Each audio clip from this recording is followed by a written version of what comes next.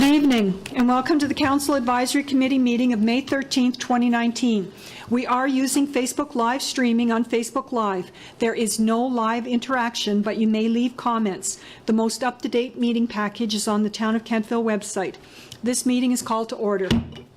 Have all of the councillors received and reviewed their meeting packages? Does any member of council have information pertaining to the matters before this council which have not been publicly circulated? We will be voting by electronic ballot on all matters except administrative. Are there any conflict of interest issues we should be aware of before the meeting commences? CO Phillips, could you please take the roll call? Thank you, Your Worship. We have full attendance of council this evening. I will note that Councillor Maxwell has informed us on this side of the horseshoe that she has some issues she may have to stand from time to time this evening, so she's not running for the door. As I understand it, she just needs to relieve some things. So, in addition to myself, Solicitor Matart to my left, and Recording Secretary Jennifer West. Thank you. Thank you. You have before you the proposed agenda. Are there any additions or deletions? I have a couple of deletions. So item 3B was a special council meeting, so those minutes should be approved at our next council meeting. Item 6A, we have no furtherance on that, so that's off the agenda. Items 6B and C will all be combined because that is our review, our 6-month review of those policy statements, and that will be homework for you.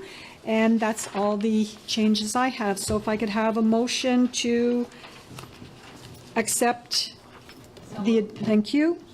Thank you. All those in favor? Those opposed?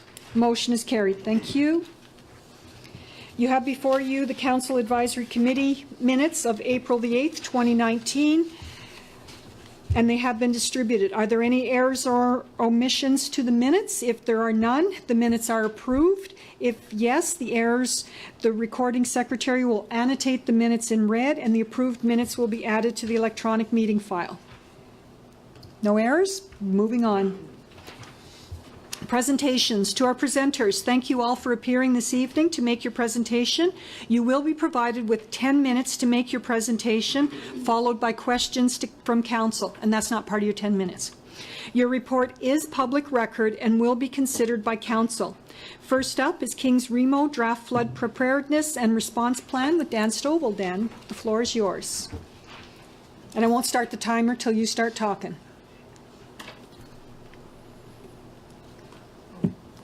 Or until your presentation is up. Yeah, don't say a word. Yeah. Last time you got through this in 8 minutes, so yeah, we're counting on you.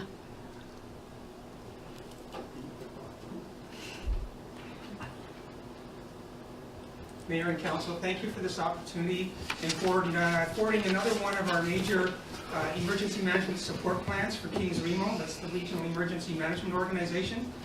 Tonight I'm presenting the Flood Preparedness and Response Plan. And this is only one part of our overall emergency management preparedness efforts that includes training and exercises, debriefing, and actual events. I would like to point out this is a living document. Just as the Regional Emergency Plan is dated from September of last year, is already starting looking at the process of going through its annual review.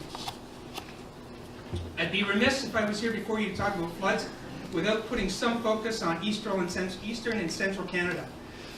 Just to note that in New Brunswick, when you talk about business continuity that we often talk at the meetings with the CAOs, provincial government offices were open for essential services only at the height of their floods. EMO was warning motorists to avoid any roads covered by water.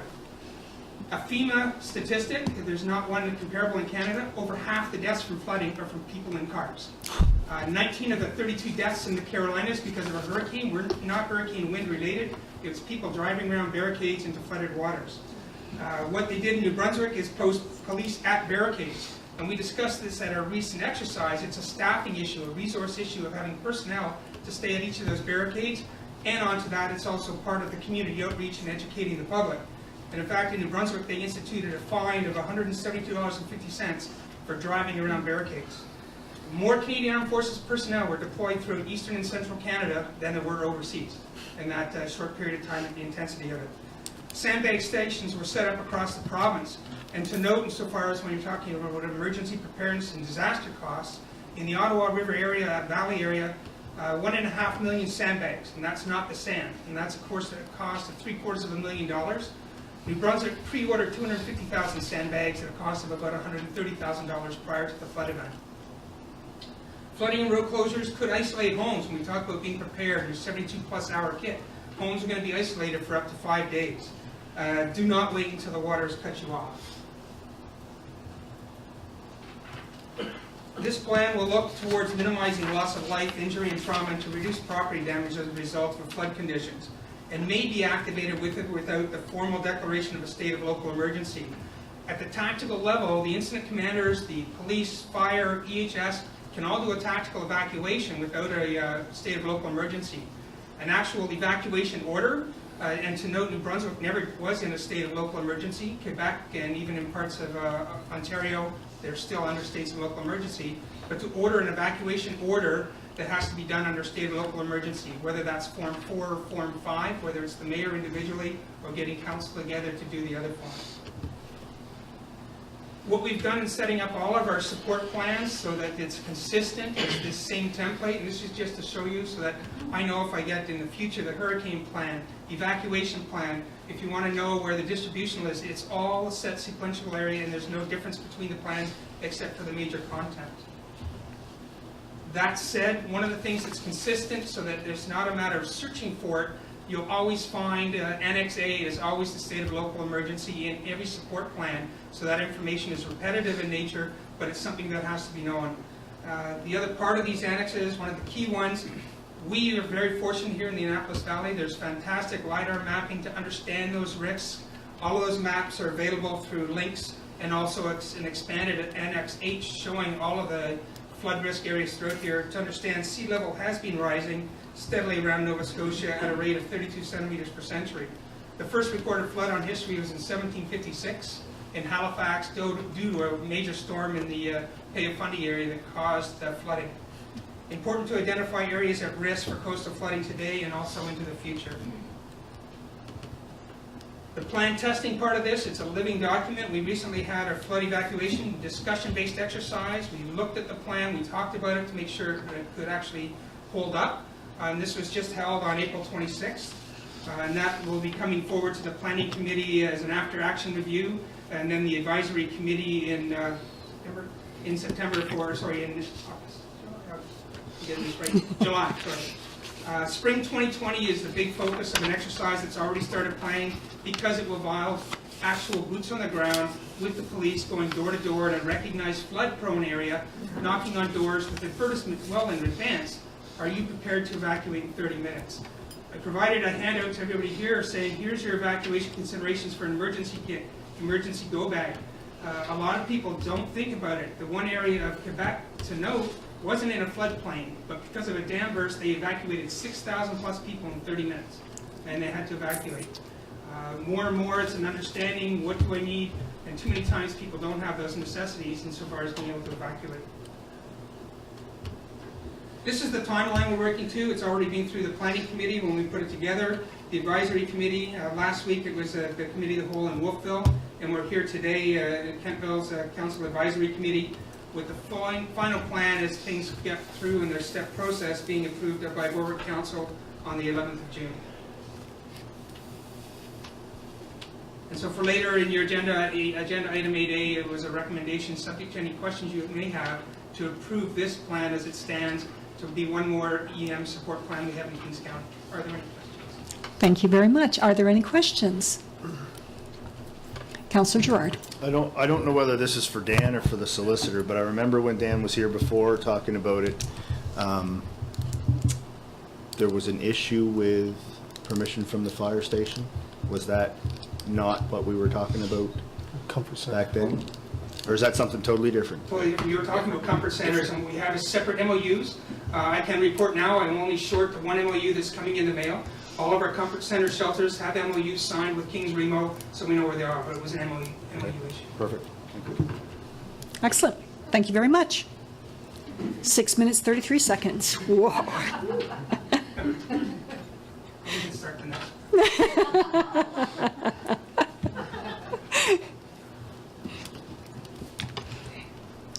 Chrysalis House with Ginger McPhee, please. Welcome. And Deb Morrow.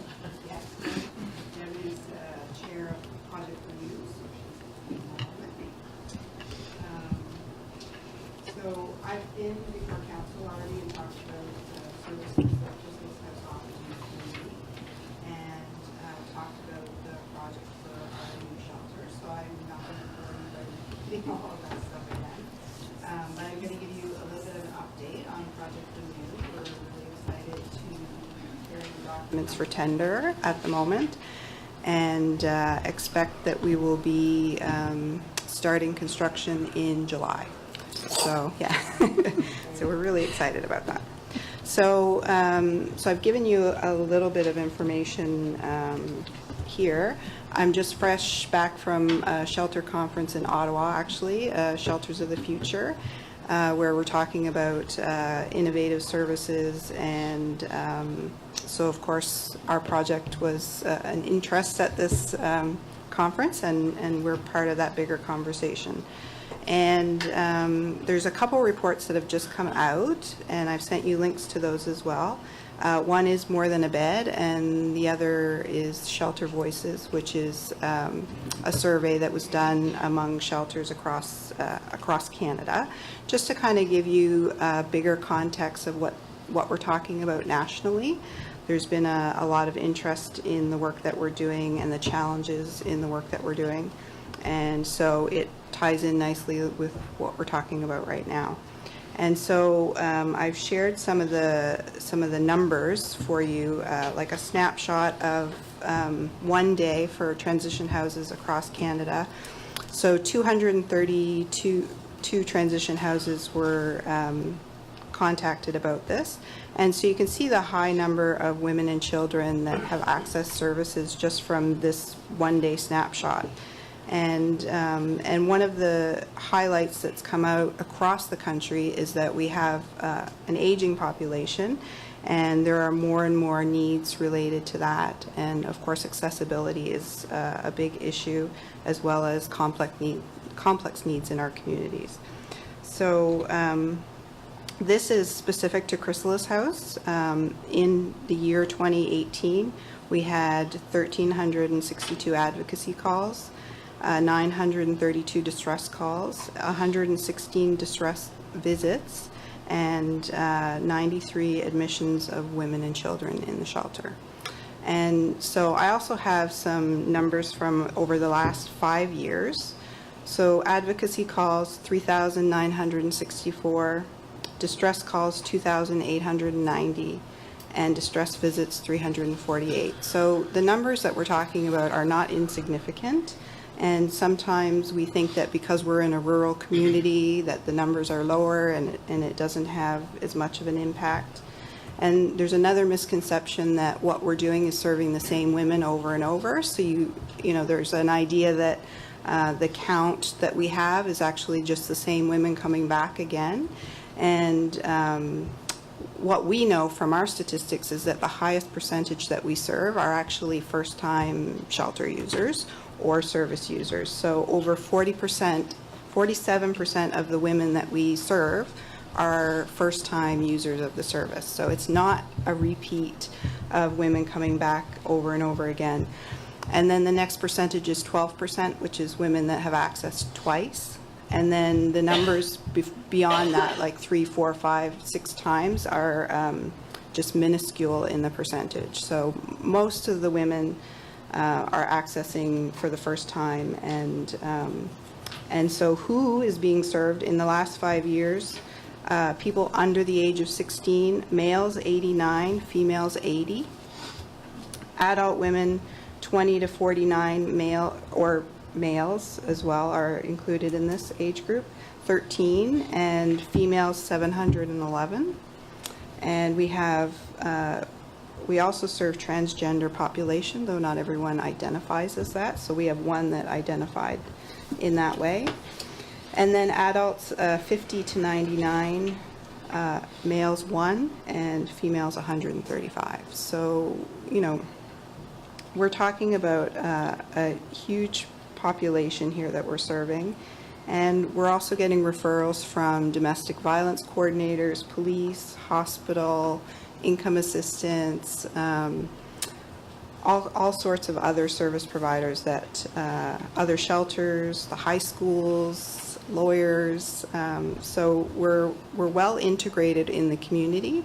And so I think that the reports that we've seen nationally reflect what I'm saying is locally an issue as well. So I'm going to let Deb talk about some numbers here. So we're approaching council today in search for funding. A little background for folks who may or may not know. We have been writing a number of grants, so it's sort of a multi-tiered approach. We have approached the federal and provincial government. We've been successful in one grant. We have sort of a pending, we're waiting to hear on the second, but rumor has it looks pretty good. So we're left with approximately $829,000 to raise. So our first approach to manage that was to the Chrysalis House. The catchment area includes Annapolis, Kings, and West Hants counties. So I accessed the Valley Region Solid Waste Resource Management website, has a calculation where they look at percent contributions by each member. They're based on population and uniform assessment. So it was really just a first go at coming up with an estimate, and we've kind of tweaked that. So if I look at that specifically for Kentville, it worked out to 7.84%. So easy arithmetic, multiply that by the 829,000, and it worked out to just shy of 65,000. Now, saying that, we will be approaching all towns in the 3 counties. We will be approaching all of the counties. And I guess in closing, I would kind of like to urge council in consideration, we see all kinds of means as a commitment to support. So, discounted or costs associated with services that we pay for, so sewer, those types of things, taxes, any of those discounts, of course, will go a long ways into helping, take the pressure off of some sources so we can pay for others. Thank you. Thank you very much. Are there any questions for our presenters? Deputy Mayor. Thank you, Worship.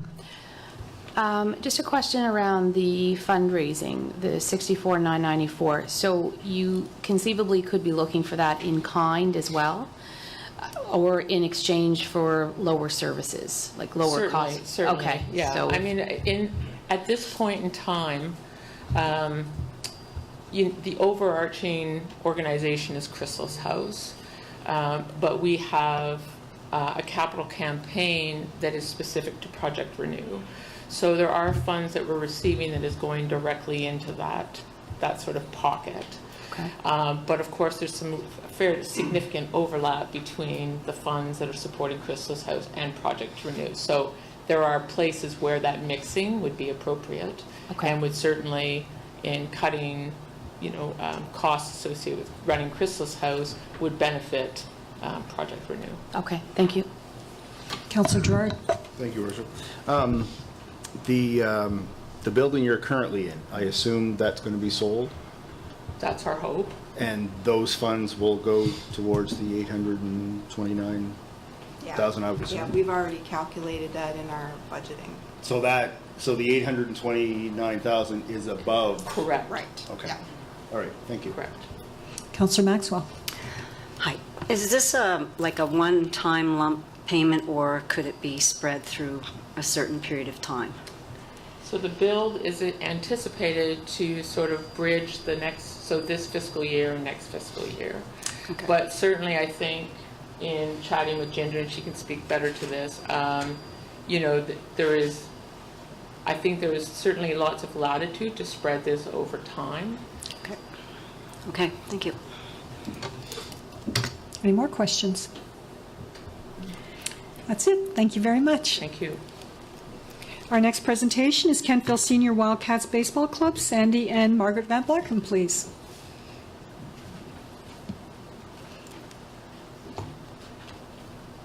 Good evening, Mayor Snow, CAO Phillips, and council members. Thank you for allowing us to make a presentation tonight. We're here representing the Kentville Senior Wildcats Baseball Executive. My name is Margaret Van Blarken. I'm one of the directors. And with me is Sandy Van Blarken. He's a former player and currently the president of the Wildcats. And Sandy is going to answer any questions you might have at the end of the presentation. And we're both longtime Kentville residents. The purpose of our presentation today is to ask Council to consider a one-time ask for financial assistance.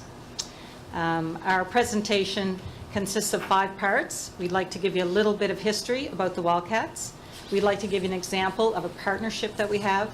We'd like to talk about our revenue sources, our expenses, and then finally our ask of you.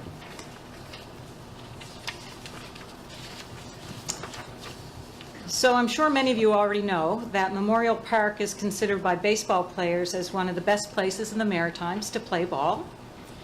I'm sure you know that having competitive sports teams contributes to financial growth through the economic spin-offs. That watching baseball in Kentville is a time-honored tradition. We've all been there. And the people of Kentville and Town Council have always been great support for various sporting activities and physical fitness in general.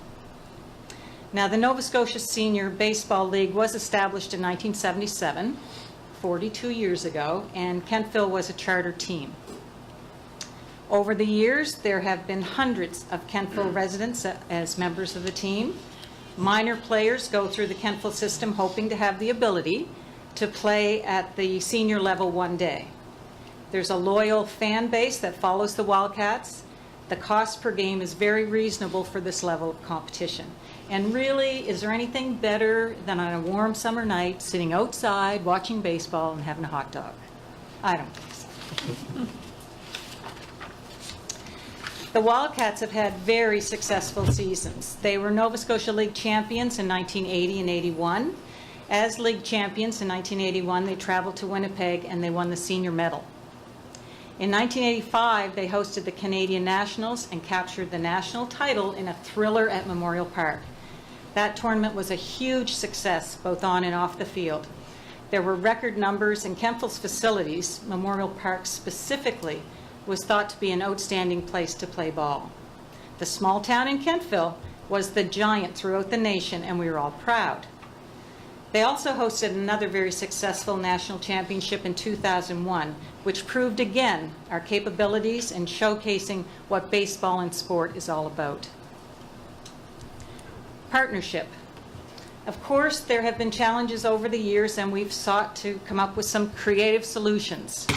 For example, when the Wildcats didn't have the volunteer base to run the canteen, the Knights of Columbus stepped up to help. The Knights run the canteen at the home games.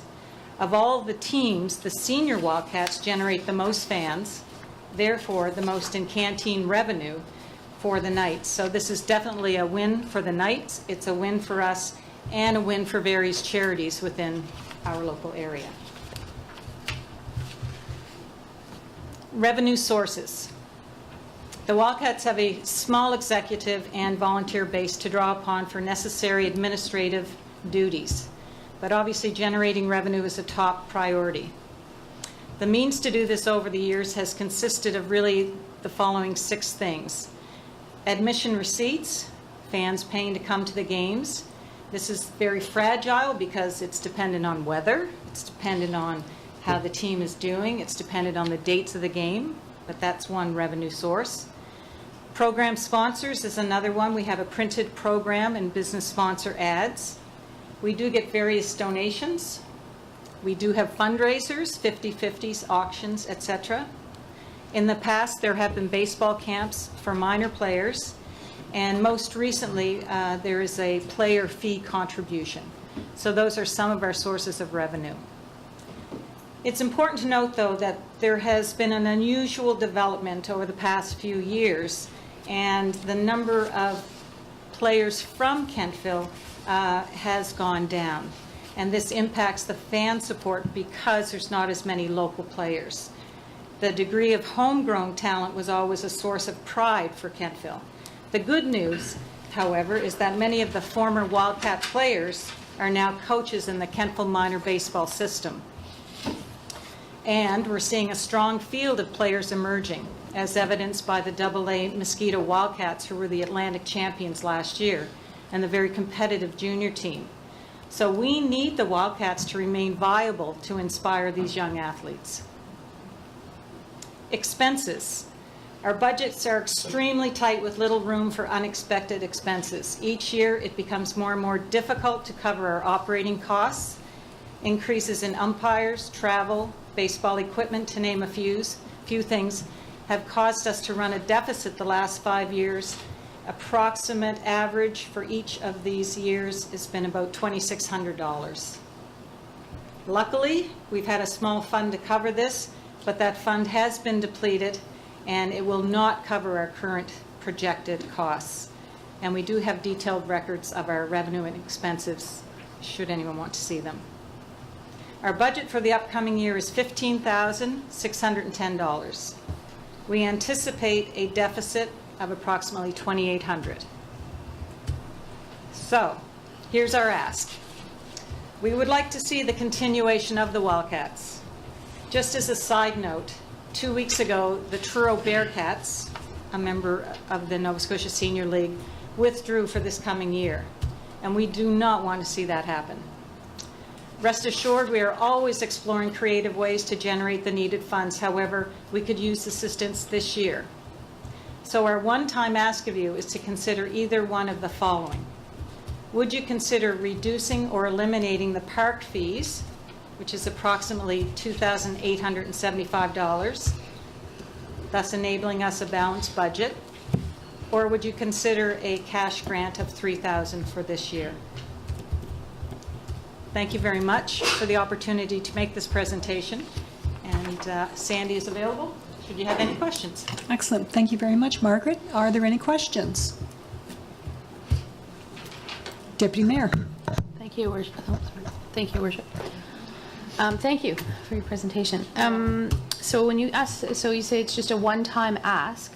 What sort of is the plan for the ensuing years so as not to have a deficit? That's something that we're dealing with. The personnel for the team is key to success. And until there is a real viable group coming from the 16 to 21-year-old age, we're faced with having to get more kids to come in from Halifax area to play to give us a competitive team. Okay. That's what we're hoping the trend is going to change. I can't give you a timetable on when that's going to change, though. That's an honest answer. Okay. Okay. Thank you. Councillor Bolland. Thank you, Worship. My question was the same light, was long-term financing. If there's a deficit of boots on the ground on the field now, he did answer it, and I think these are trends not only in baseball but in hockey and everything else, but that's certainly is the long-term planning vision that you have. And I'll just kind of respond to that. Yeah. The slush fund that Margaret referred to was a pool that we've been running for about 30 years. It's a pool that we run aside from the Wildcats, set specifically for peaks and valleys. And when the team was going good, that fund built up quite nicely. It was, if you had to host a national championship or travel to a national championship or for whatever reason you lost a lot of money one year, you could smooth it out. That funding, which used to be about almost $3,000 a year, is down to less than half that, just from membership dropping off in the pool. So we're kind of grasping. We want to keep functioning because the league is on thin ground with only 4 teams at this point. We don't want to see Kentville have to even take a year's leave of absence because what does that do for the whole senior league going forward? certainly different atmosphere than 81 when you and Kirk and Dave Harrison, the guys, won. I was at that game. That was phenomenal. If we looked at fees that we charge for the field, obviously that's for maintenance. Is there a possibility that the team would have some sweat equity in the game, for example, to maybe take part of that over to offset those costs? If you'd have to check. Again, that's probably with the CEO, but that's the sort of thing that might come up. Kevin Bennett would be in a better position to deal with that. I can't speak for him what he would want or exactly how Yeah. feasible that would even be. Again, with, if you're doing it strictly on game days, that is a possibility, but if you're trying to do that at other times, with about half the kids having to drive from Metro to play here. Yeah, I mean the boys, but I just meant, you know, if we have to give up something, maybe there's something on the other end and your end to help offset those costs, but just open-ended thought, that's all. Yeah, thank you. Thank you. Are there any further questions? Councillor Pulsifer. Thank you. Thank you for your presentation. It was very informative, and definitely baseball in Kentville has been a tradition for years and years. So you're claiming this probably, or you're hoping this will be a one-time request. I guess probably the question was already asked, so how do you look forward into the future? But do you pay for players to come from other areas? Is there a cost from your club to bring players in to play on the team? There's not a cost per player, although we do try to assist some of the players just on a game-by-game basis to offset their travel costs. And I think it's $20. So they'll burn up $20 worth of gas coming here to play. Right. So Right. we're not paying players any stretch. Okay. We pay for their, we pay for our trip to Sydney, or trips, which, as far as accommodations go, but no meal money or anything along those lines. As Margaret indicated, our budget is quite small. Yes. It really yes. hasn't gone up in the last 20 years. It's our revenue side that's gone down dramatically. 10 years ago, the club was enjoying a lot of success, had mostly local players. People were coming to the park. You got revenue that way, you got revenue in the playoffs, and it's much easier to go around to local businesses when they're recognizing these kids that are playing. Oh, yeah, I know him, I know his dad, he played, and so on. That makes it even tougher for us currently. I'd like to say I can see an end in sight. When that's going to be, I don't know. We just don't want to see it kind of fall flat. Because we do have some good minor players coming through the system. Yes, I understand. So do you have sponsors from local businesses that contribute each year, or is it just kind of a, if maybe We go one year? around, it's usually the same group. It has dwindled some, but I think we raised about $4,500 in ads that we run for the program. And Brian Kempfel is one of the people that do take advantage of that program. Okay, thank you. Deputy Mayor. Thank you. I'll just make this quick. Just so, when I looked at the sources of revenues, and just to Councillor Pulsiver's note about program sponsors, so you said some of the individuals that are coming up from the city. So have you ever prospected any of the business folk in the city that may want to sponsor? I'm just thinking of sort of expanding that. We have had in the past a couple of the players that actually work for firms that did manage to solicit that.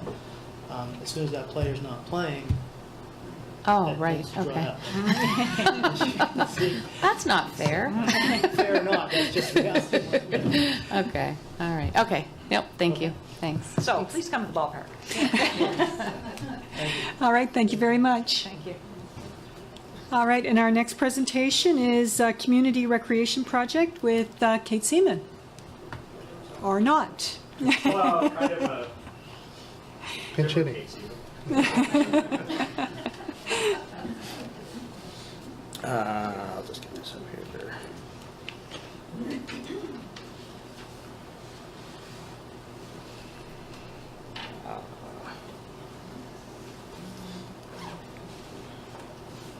Slideshow.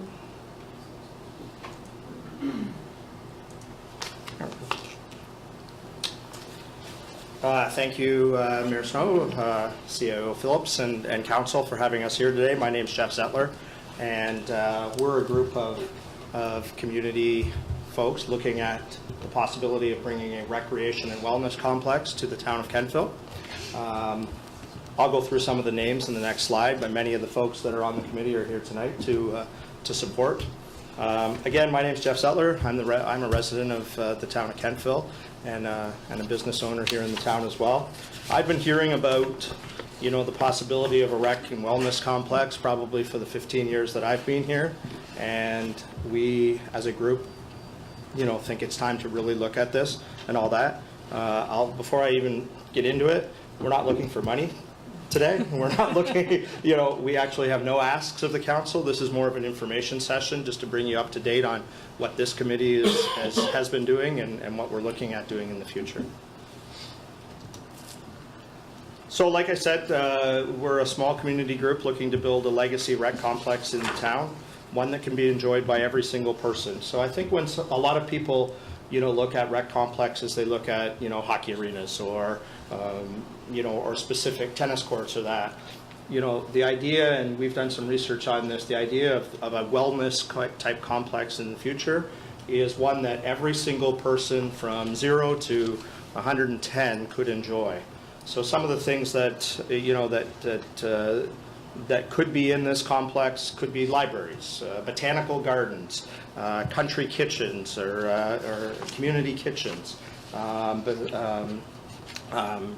swimming pools, a variety of rec things, but things outside that, meeting rooms and all the things that we feel that the town needs.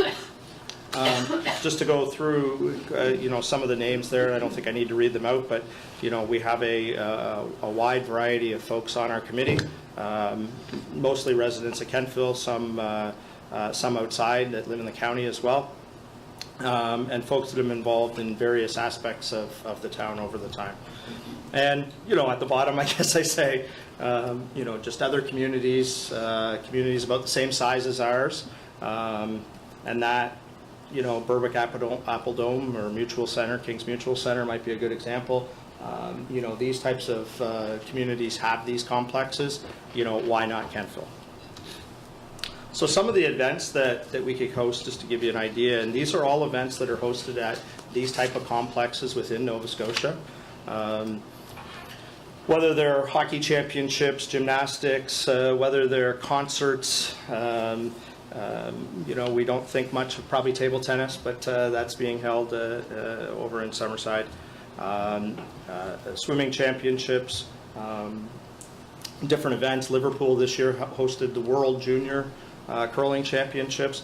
The U14 Girls National Volleyball was just held in Halifax at the Canada Game Centre this past weekend. Sledge hockey, these are all different sporting events and recreation that are held within, Nova Scotia and the Maritimes, that we don't have the facilities today to be able to bid on or host any of these.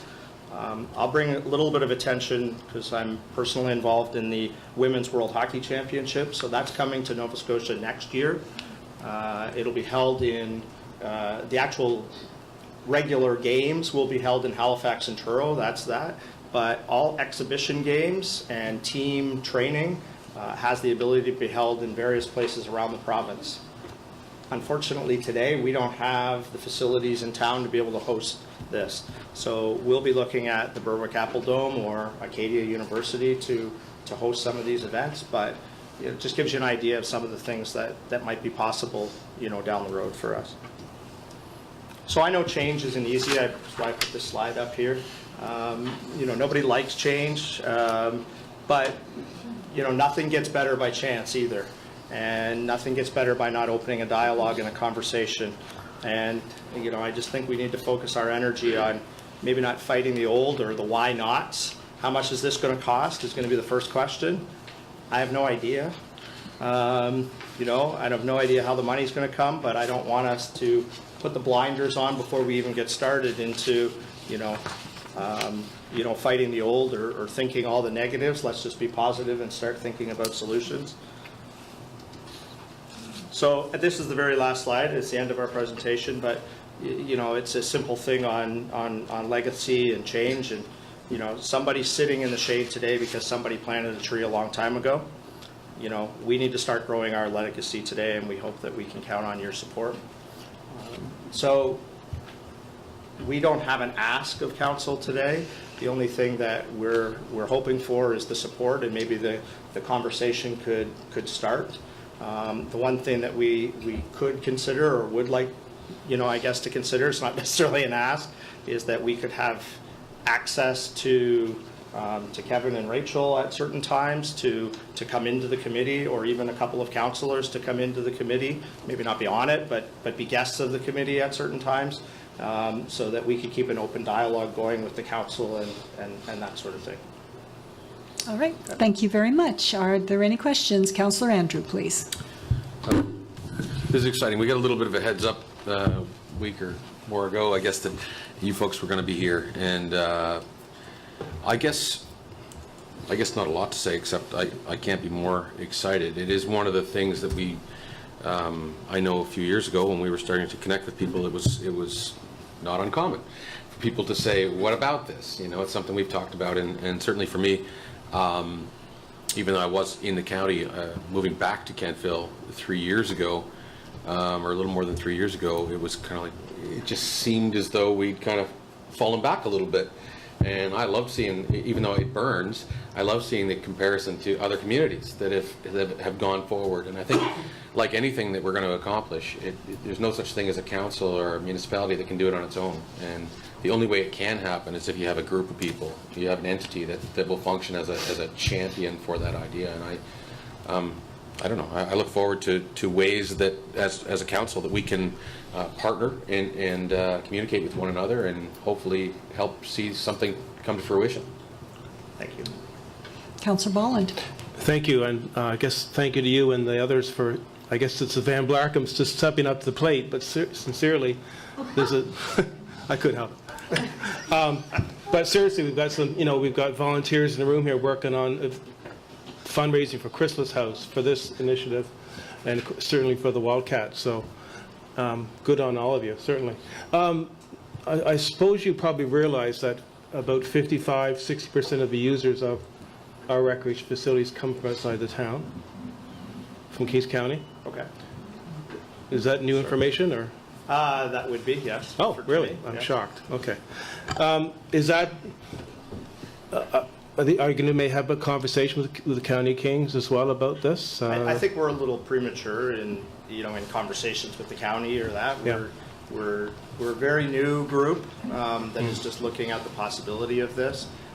We don't know where this thing would be built. We don't know who might support it. We don't know at this point, where the money might come from in that. We do know that there's a new infrastructure, federal infrastructure and provincial grant out right now that could be the largest source of funds to do something like this. So I think it's, at some point, yes, I would say, that we would like to have that conversation with the county, but, with the support of the council too. And I agree, we need to look at a long-term vision to do something. We've got an arena that's, it's not going to make it to the next millennium. We need a hotel here as well. Let's build a hotel and have this as well so they can feed each other. But we certainly need to look at something, and I'd encourage you to keep moving forward on that and work with staff. And studies have been done, everything from a Rotary study about 5-ish years ago to one just recently. So there's data out there. But I think as well, I've talked to recreation friends, as Councillor Gerard has, involved with Berwick, and the user numbers are dropping on the ice, which obviously drops your income and fees. So you really got to crunch the numbers. But there's certainly new markets out there for recreation. With the right facility, you can bring in, like you said, the table tennis, etc. So, yeah, and I guess the only thing I'll add is that this is not a hockey arena. That at least what we're thinking. This could include a hockey arena, but this is not a just a hockey arena. I'm well aware of the numbers dropping in minor hockey and that sort of thing, but this will be a fully, like I said, everyone from 0 to 99, 110, whatever it is, could be able to use this facility in some way, shape, or form. Good. Yeah, thank you. Deputy Mayor. Thank you, Worship. Thank you for your presentation. It was great. So I'm excited. I'm excited for you folks, and I'm excited for us. I love to see the participation in the community and folks coming together, as a group and having great ideas and bringing them forward. I'm in fully support of it. Question though, sort of what do the next steps look like for your committee? Yeah, so the next steps for our committee, we actually have a meeting on May the 24th, is our next scheduled committee meeting. Okay. And we've invited a consultant Excellent. from the city Good. to come in and talk to us about the process. So this would be a consultant that's been involved with and in building many of these facilities throughout the province. And that's going to be the start, to have a conversation with them to just see what is the process. Do you go for the money first? Do you go for the design first? Do you need to decide what you want first? Do you need to get to not just the support of council in words, but first, or do you need to pick a site first? We don't know that yet. But I think that'll help guide us through that. That's probably the next is we have a committee built. The next is to decide what's that plan and put some milestones to that plan and follow through the process. Well, thank you very much. You've certainly got some great brains and heads around the table, so I will Not me. expect great things. Well, no, The people great. back there. Thank you. Councillor Gerard. Thank you, Virgil. Thank you, Jeff. I'm just wondering, and maybe this question is way too preemptive, but if you had a pie-in-the-sky timeline, start to finish, ideally, what would you like to... In a perfect world, tomorrow. No.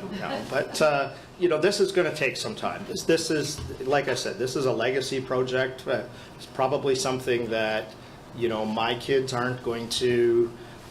Again, everyone's going to enjoy this, but my kids might not see the ice surface for this facility or the courts playing basketball in this facility. But I think a realistic timeline might be 3 years down the road, pie in the sky kind of timeline. This is going to take some time, but I wish I was here 15 years ago.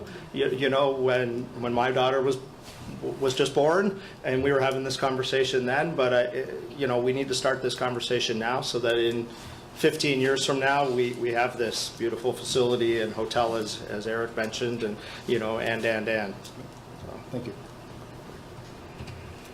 Are there any further questions? Well, Jeff, I want to thank you very much, and particularly the fact that you and your team are bringing an energy to this, and it truly is coming from our citizens. So, often people talk about what happens in town hall and council and that sort of thing, but it's nice to know that we are reacting, or will be reacting, to something that's coming directly from the grassroots, from our citizens, and that makes our day every day. Great. Thank you you very much for having us. All right, and our next presentation is Kentville Business Community, Zach Best.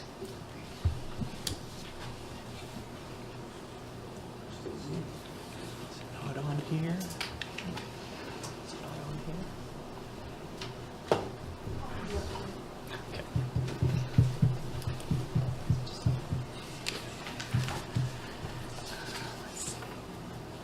Actually, Mark, you have the letter?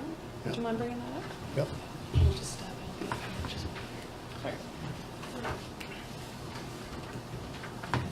Bring it up there, Zach. Just have to close that off, though, don't you? Yeah, just press the button there, Zach. Yeah, thank you. You're going to read from your letter. I'll just keep up with you. Okay? All right. Thank you, Mayor Snow, Town Council, for letting me come here tonight. On behalf of the Kentville business community, I'm writing to request approval of the optional $25,000 events special projects funding for the 2019-2020 fiscal year. During KBC's 2019 strategic planning, one of the top priorities that came out of the process was creating a welcoming and supportive environment in the downtown for both businesses and visitors. KBC will work to achieve this through the continuation and expansion of our events and contests, as well as special projects throughout the 2019. Both the Kentville Multicultural Festival and Devour Kentville Sip and Savor events will be expanded from last year. The plan is to move Devour to Main Street Station, allowing the addition of several food vendors and double the attendance. The Kentville Multicultural Festival will have an extended lineup of performers, as well as more food vendors, thanks to the electrical upgrades being done to Center Square Gazebo. There's been a lot of work done behind the scenes as well to create a clearer vision and mission behind what the Kentville Multicultural Festival is and what its goals and objectives are to continue driving it forward. Major changes to the spring and Spring Festival of Flowers and Winter Holly Jolly decorating contests are coming. Plans are to expand the marketing in these two contests and increase public engagement. Promotions will lead up to and through the events, inviting the public to come to Kemptville and get involved by voting for their favorite businesses. This will build more excitement and public engagement around the events compared to the use of just single judge over the past few years. Winter Wonderland continues to be KBC's most popular draw contest, bringing the business community together with over 60 businesses involved last December. It will be continued again this year, along with Spring to Kemptville, which is already underway. We are testing a new marketing tool through K-Rock's online marketing program, Acuity, for Spring to Kemptville. Should the test go well, we plan to utilize this avenue of marketing with all our events and contests throughout the year and allow more efficient and effective marketing directly to those we are trying to reach. This year's special project will work towards two of KBC's top priorities for 2019. KBC's comprehensive communication plan and creating a welcoming and supportive environment. This will be done through an overall marketing and promotion campaign dedicated to highlighting the best aspects of Kemptville. It will tie into the events and projects happening throughout the town this year, the bustling business community, the rise in entrepreneurship, and the many success stories of new businesses opening their doors in Kemptville. Work has already begun on a series of promotional videos that will highlight this year's Festival of Flowers and the transformation that takes place in downtown Kemptville throughout the spring. Public engagement and shameless self-promotion are key to the continued growth and sustainability of Kemptville's business community. The approval of this funding will allow KBC to fully capitalize on the hard work and dedication of this organization and the countless volunteers that made all these great things possible over the past number of years and into 2019. So you can see our budget breakdown for the projects throughout this year, and if you have any questions, please let me know. Are there any questions? Deputy Mayor. Thank you, Your Worship. Hi, Zach. The 2019 Special Project Marketing Campaign. Can you just talk about that a little bit more? Just break that down for me a little bit more. So what we'd like to do is, with our communication plan that we're working on now, is we want to tie in, basically as many marketing tools as we can, but we want to focus it on, like I said, the best aspects of Kemptville and try to get the message across why a business or a visitor wants to come to Kemptville. So we want to use this funding to help build this message that we want to create. And, some of the avenues we're thinking are through video promotional campaigns, creating these video marketing that, we can go out and meet with businesses and try and tell their stories.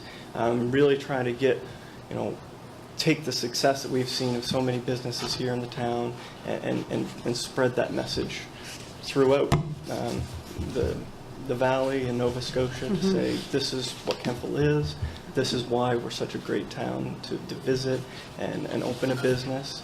And so yeah, there's going to be a lot to it, but this is kind of our first step to really getting that. Thank you. Great work. So thank you for that. Councillor Gerard. Thank you, Worship. So Zach, these numbers, are these the same numbers that were put into it last year, basically? They're a little bit higher than they were last year, because we want to, for Festival of Flowers and the decorating contest, we want to really ramp those up. So those are a bit more. The Multicultural Festival is bigger this year, so there's going to be more expenses for that.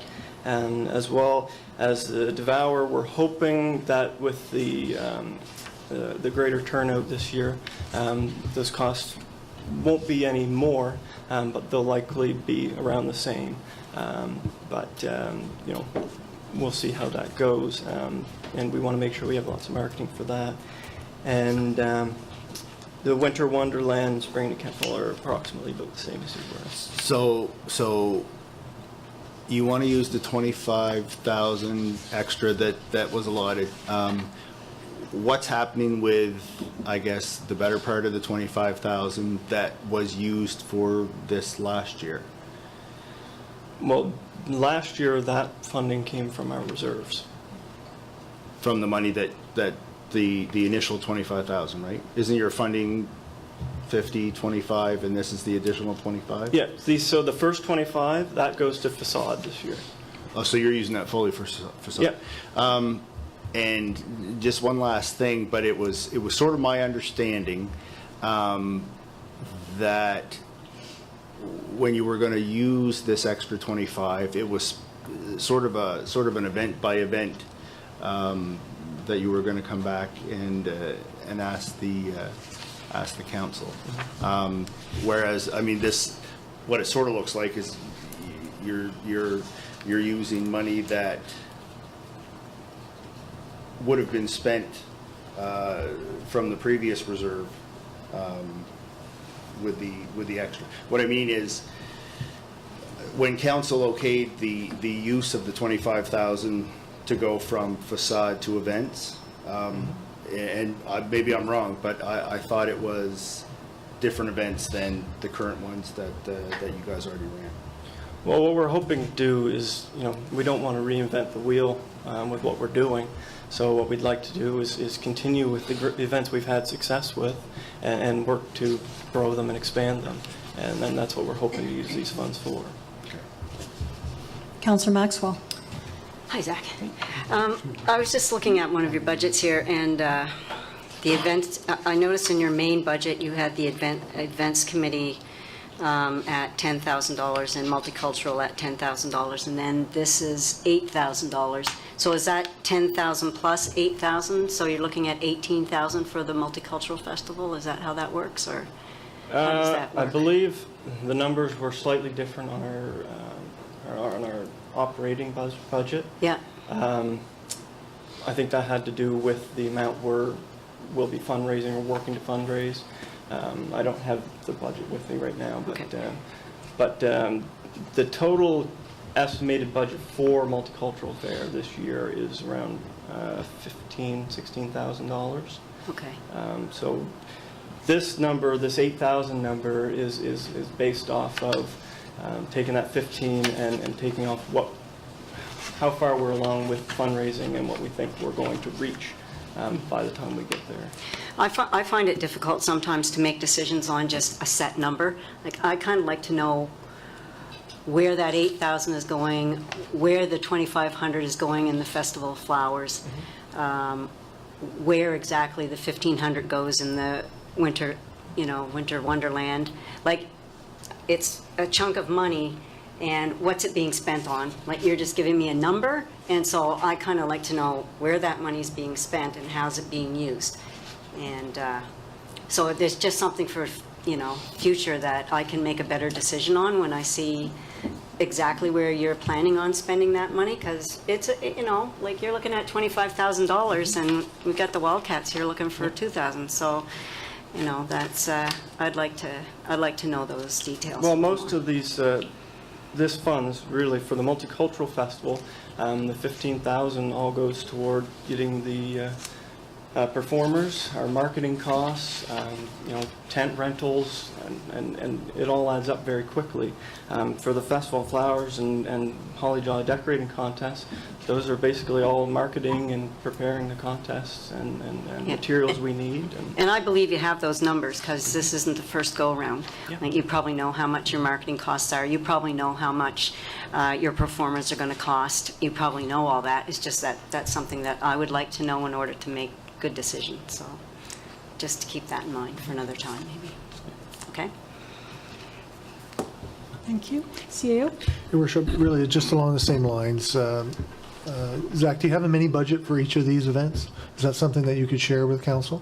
Yeah, okay. Okay, I mean, council's going to debate this later, and I'm not sure whether they will want something like that to influence their decision. They may not.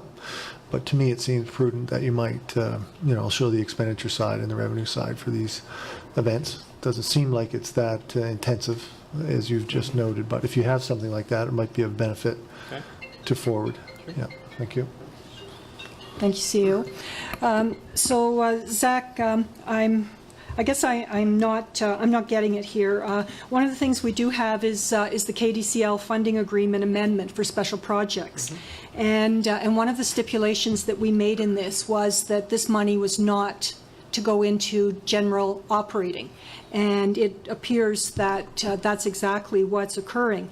According to the financial statement that you gave us on December 18th, the multicultural fair was $12,313 last year, and you're now talking about it being $15,000, but you want $8,000 of special project funding. So which means that your actual funding of this is going down by $5,000 from the year before. If we look at Devour, you got special money from the special projects, plus you got a grant from the town of Kentville, yet you only spent $6,951, and you're now looking for another $5,000, which brings that up to $12,000. So it would appear that what you've presented to us is taking this $25,000 that's supposed to be for additional funding, that's supposed to be for special projects as defined by KBC, and using it for general revenue. How do you, I guess, how did you get from here to there, or to where we are right now? Well, basically what we want to use these funds for is, we feel that these events that we put on are special projects in themselves, with trying to grow them and make them new and something different each year. Some of those numbers, like Devour last year, this I think was 6,000. You said in our financial statements. Yeah. Yeah. That wasn't the total cost of the event, because there were some where the revenue from sales that came in, they didn't come to KBC. They went directly to Devour and then offset our expenses. So that doesn't reflect the total overall cost of the event.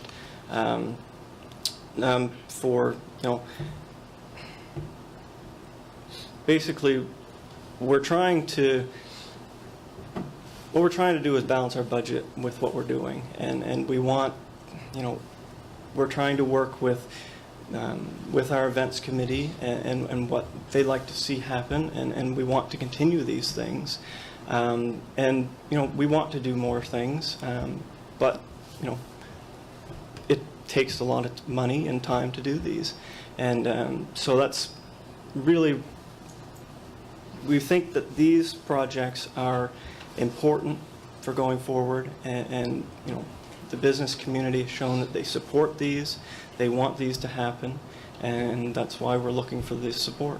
Right, and I guess I agree fully with you in growing our downtown and what goes on there, but the definition of special projects was new stuff. There's nothing new on here, and when I look at things like Spring into Kentville, Festival of Flowers, Holly Jolly Decorating Contest, and Winter Wonderland, those are very much business driven by the people downtown, and I realize that most of the outlay of cash comes from the marketing perspective. So does this mean that the town of Kentville won't be chipping in to help with paying for marketing on these events?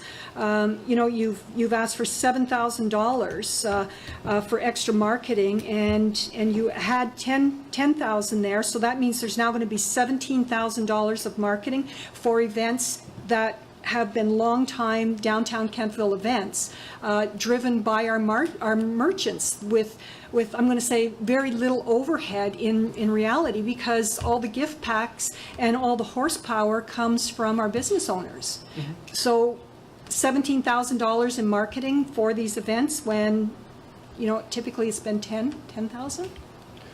Well, I mean, there's a lot of marketing does come from the business community. Yes, they support it by donating these things for these events, but that doesn't cover the marketing through radio, print ads, things like that, which are expensive, as I'm sure you know. So, as I said before, we're trying to work with our communication plan that we're formulating and creating that welcoming and supportive environment, but we can't do that without telling people. So that's why we do want to make this investment in the marketing for these things. And yes, they're the same events and premise, but we are trying to change them up and make them new and make them better than they have been in the past. and continue to grow, especially with, the Festival of Flowers and decorating contests. We don't want them to just, be something that the businesses do. We want it to be an event in themselves, and something that, the community looks forward to each year and says, oh yes, it's spring, I've got to go to Kentville and look at the transformation that's happened down there with the flowers, and the same in the winter, and making it into a winter wonderland that it is, and so yeah. Okay, thank you. Councillor Andrew. I really appreciate everything KBC does, but I don't think, I wouldn't be able to make a decision on this without a little more understanding of this. And I know we're going to have a discussion about this later, and just wouldn't be possible to do that. So I would encourage you to get that information back to us. And I can even get that. I can even understand that while it may be something that we've done before, we're not really duplicating because we're trying to grow it. I can even get that, but I certainly need to see some explanation of the numbers compared to the budget and compared to last year's. From my perspective, I appreciate that soon, please. Thank you. Councillor Pulsifer. Thank you. Thank you, Zach, for your presentation. I think that there's nothing worse than getting stagnant with our events. If we don't, I firmly believe that we need to change them up, move them around, maybe, it encourages people to come, like you said. But I definitely would like to see maybe a little more detailed budget. But what you're doing here is, I really applaud you for trying to make some changes, and it's what brings people to town, and it's, change is always so important, and yeah, I look forward to a little more detail in your figures, but I think you're doing a good job.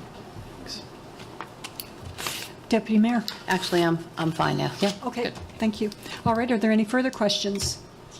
All right, thank you very much.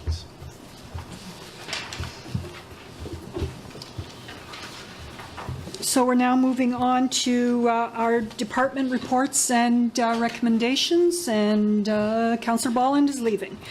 Directors will present their reports and will be accepted into record with one motion at the end of the reporting. Specific recommendations will be moved individually as necessary, and councillors may present questions and comments to the director at the end of each presentation. And first up is Finance with Director Kroll, please. Thank you, Mayor Snow, and good evening to you and members of council. It's my pleasure to bring you the report from the Finance Department for the month ended April the 30th, 2019. The Finance Department has been unusually busy this past month. We've sent out gobs of bills. What? Unusually? Well, it's a little different work this month. We've sent out our utility bills for the fourth quarter, and we've also sent out to the interim tax bills, so you're welcome. Hope you enjoyed getting that mail. Audit preparations are nearly complete. I see the draft statements on my desk. The notes are still being prepared, but the draft statements are on my desk this afternoon. I can report that the town has an unaudited surplus at the end of March 2019, of $24,805. This surplus has to be transferred into our operating reserve, and this is per DMA guidelines. After the dividend payment to the town, the Kentville Water Utility posted an unaudited current surplus of $103,195. We've transferred a portion of this into the operating reserve and the other portion into the capital reserves, leaving a current surplus in the Kentville Water Commission operating fund of $10,200. The sanitary sewer utility, it's not a utility, actually it's an area service, ended the year with a balanced year-end position of nil. The water, utility, and sanitary sewer area rate service budgets are in draft format, will appear before the respective committees and commissions sometime in May or June in order to get those passed. I don't have a report from for the operating fund for the month ended April 30th because the operating budget has not yet been ratified by council. Those budget documents will appear before council at the end of this month. However, I can give you a little bit of a snapshot of how the year end ended up, and I won't go into great detail. It hasn't changed a whole lot from my projection report last month, but we're looking at revenue basically being slightly under budget, not about $10,000 in the past year. There were three particular large changes from budget to actual last year. The sales of service, it was up $37,291 from budget, and this relates to back check revenue exceeding the budget somewhere around 40 grand. We have own source revenue under budget, around $70,000. This is made up of arena revenue, was down about $50,000 from the budget. And our investment fund, we didn't need to take our supplement from the investment fund that we had budgeted, so there was a $63,000 underage there. However, our interest on outstanding accounts was well over budget, $37,000. On conditional transfers, we are over budget $24,759 in that section, and this relates to excess funds that came in from a variety of sources, the federal government, the provincial government, and other transfers from local governments and local organizations. On the expenditure side of the ledger for last year, we're looking at general administrative having savings of around $20,000, and this came from the sick leave accrual, was well under budget. We have protection services under budget, $25,906, and this relates to law enforcement mainly, savings in the legal section there and the parking enforcement section. Transportation was over budget around 80 grand, and no surprise, it has a lot to do with the snow removal, which was over budget around 40 grand this year, as well as maintenance of the roads and sidewalks and whatnot related to damage throughout the winter. King's Transit Authority also afforded us an extra $57,400 in their budget and some actual deficits from prior years. Valley Waste was in the next section, environmental health. That's over budget around $30,574, purely related to Valley Waste Management Authority and the changes being made there. Public health is under $31,959, and it relates to the bill that we received last year was far under the accrual that we had set up, so it gave us some savings back into the year. Environmental development is over around $20,000, relates to legal costs in that for various reasons in that section. Recreation and culture was under budget around $28,000, and there were savings all across the board in the administration, office expenses, and the programs and the facilities, and even in the cultural section. Education was down $53,000 from budget, and this relates to the error that was found out in February on the student split between the municipal units involved in the Annapolis Valley education program. So all told, we're looking at an annual surplus at the end of 2019 of $24,805. I had reported that we were going to have a small deficit. I'm very happy to report this. Thank you. Moving into Schedule C, which is the summary of outstanding taxes. This is not attached, but I can give you information on the interim billing. They were billed out in the middle of April, and they're due May 31st, just for everybody's notice, May 31st. Interim billing was $4,558,229. You can see the comparison there for last year. Total property tax outstanding as of April 30th is $4,154,488, and the graph will be coming in with more information on the outstanding taxes after the due date. Schedule D relates to the sanitary sewer area service, and this is for the year ended March 31st, 2019. We're looking at, of course, 100% being expended if revenues and expenses were averaged equally over the year. Revenue exceeded its target, reporting at 106.5%. Sewer charges fell below budget at 97.1%. Interest charged on outstanding accounts was also fell below budget at 87.3%. Permits for sewer connections exceeded its budget by $625. Funds were transferred into the sanitary sewer area service from its operating reserve to offset a write-off expenditure required due to the age of the outstanding receivable. On the expenditure side of the ledger, we're looking at total expenditures exceeding the budget at 106.8%. Administration expenditures were over budget, reporting at 216.7%, and this overage is purely due to the write-off for the outstanding receivable that I just mentioned. Domestic sewer maintenance and transfer to reserve segments fell under the benchmark. Pumping station section exceeded its budgets in all segments. The sanitary sewer picked up an insurance deductible of around $25,000. Significant repairs and maintenance were also required, putting those segments over budget. All the remaining sections essentially met their budgets. The sanitary sewer finished the year with a nil balance, and therefore there's no requirement to transfer a surplus to the sanitary sewer operating reserve. Regarding Schedules E and F, which is the Perpetual Investment Fund, the committee met on April the 10th to discuss the report for the year ended March 31st, 2019. Middle of page 4, you can see the breakdown between cost and market.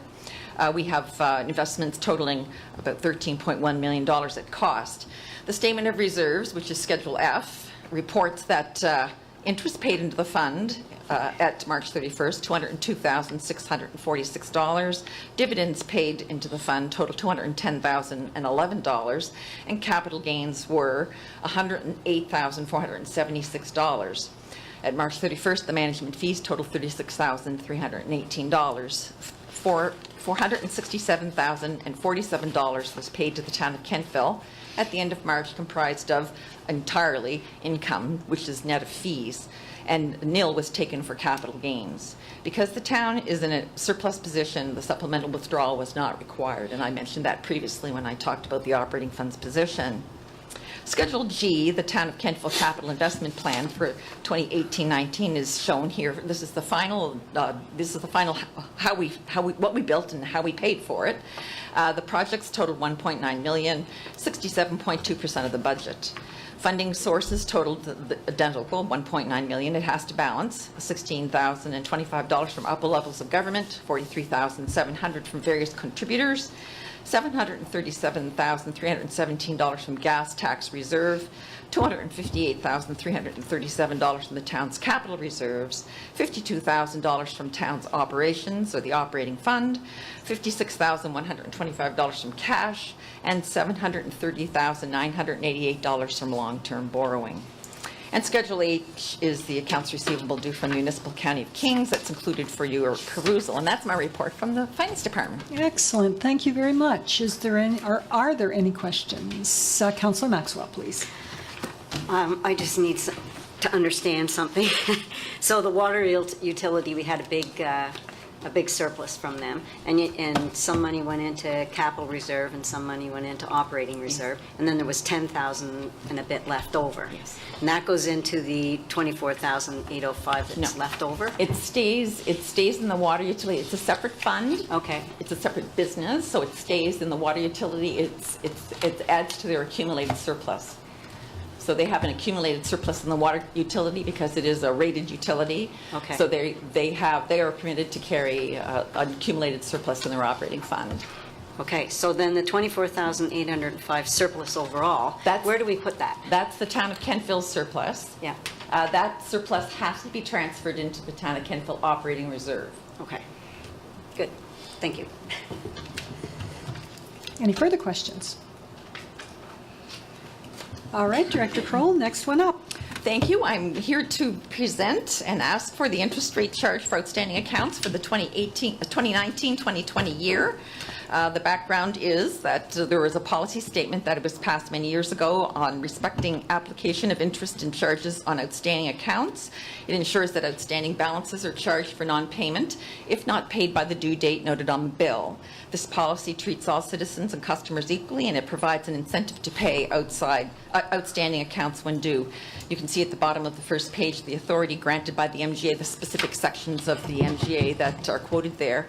The benchmark, the Financial Condition Index also strongly recommends that there's a very good plan in place for every municipality to collect their outstanding taxes. because failure to collect the taxes and the rates can impact actual revenue and working capital, which would hinder a municipal unit from the provision of services. The potential lost revenue due to uncollected taxes and rates could threaten the financial stability of a municipal unit. The current rate of interest on outstanding accounts currently is 2% per month compounded, 26.8% per annum. This rate has been in effect for many years, since 2002. Other municipal units charge in the range of 1 to 2%. For further comparison, Nova Scotia Power charges 1.5% per month compounded. Eastlink applies a rate of 2.5% compounded, while Bell Mobility's rate is 3% per month compounded.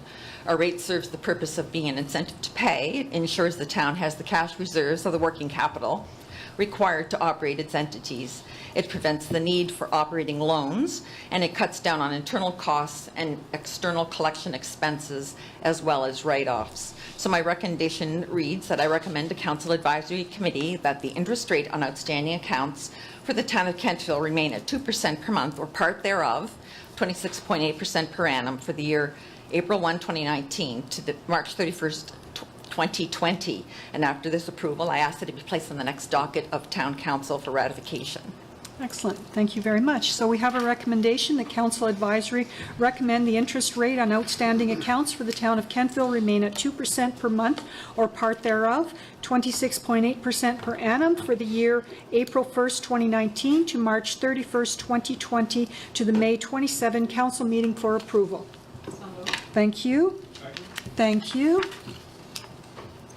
It's been moved and seconded. Is there any discussion? Councillor Gerard. Thank you, Your Worship.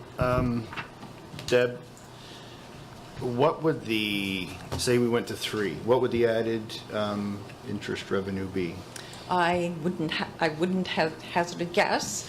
I would probably think that would be a bit of a hardship for some people. I think the 2% has been a level that has been manageable by most people. I would suggest that might be a little harsh.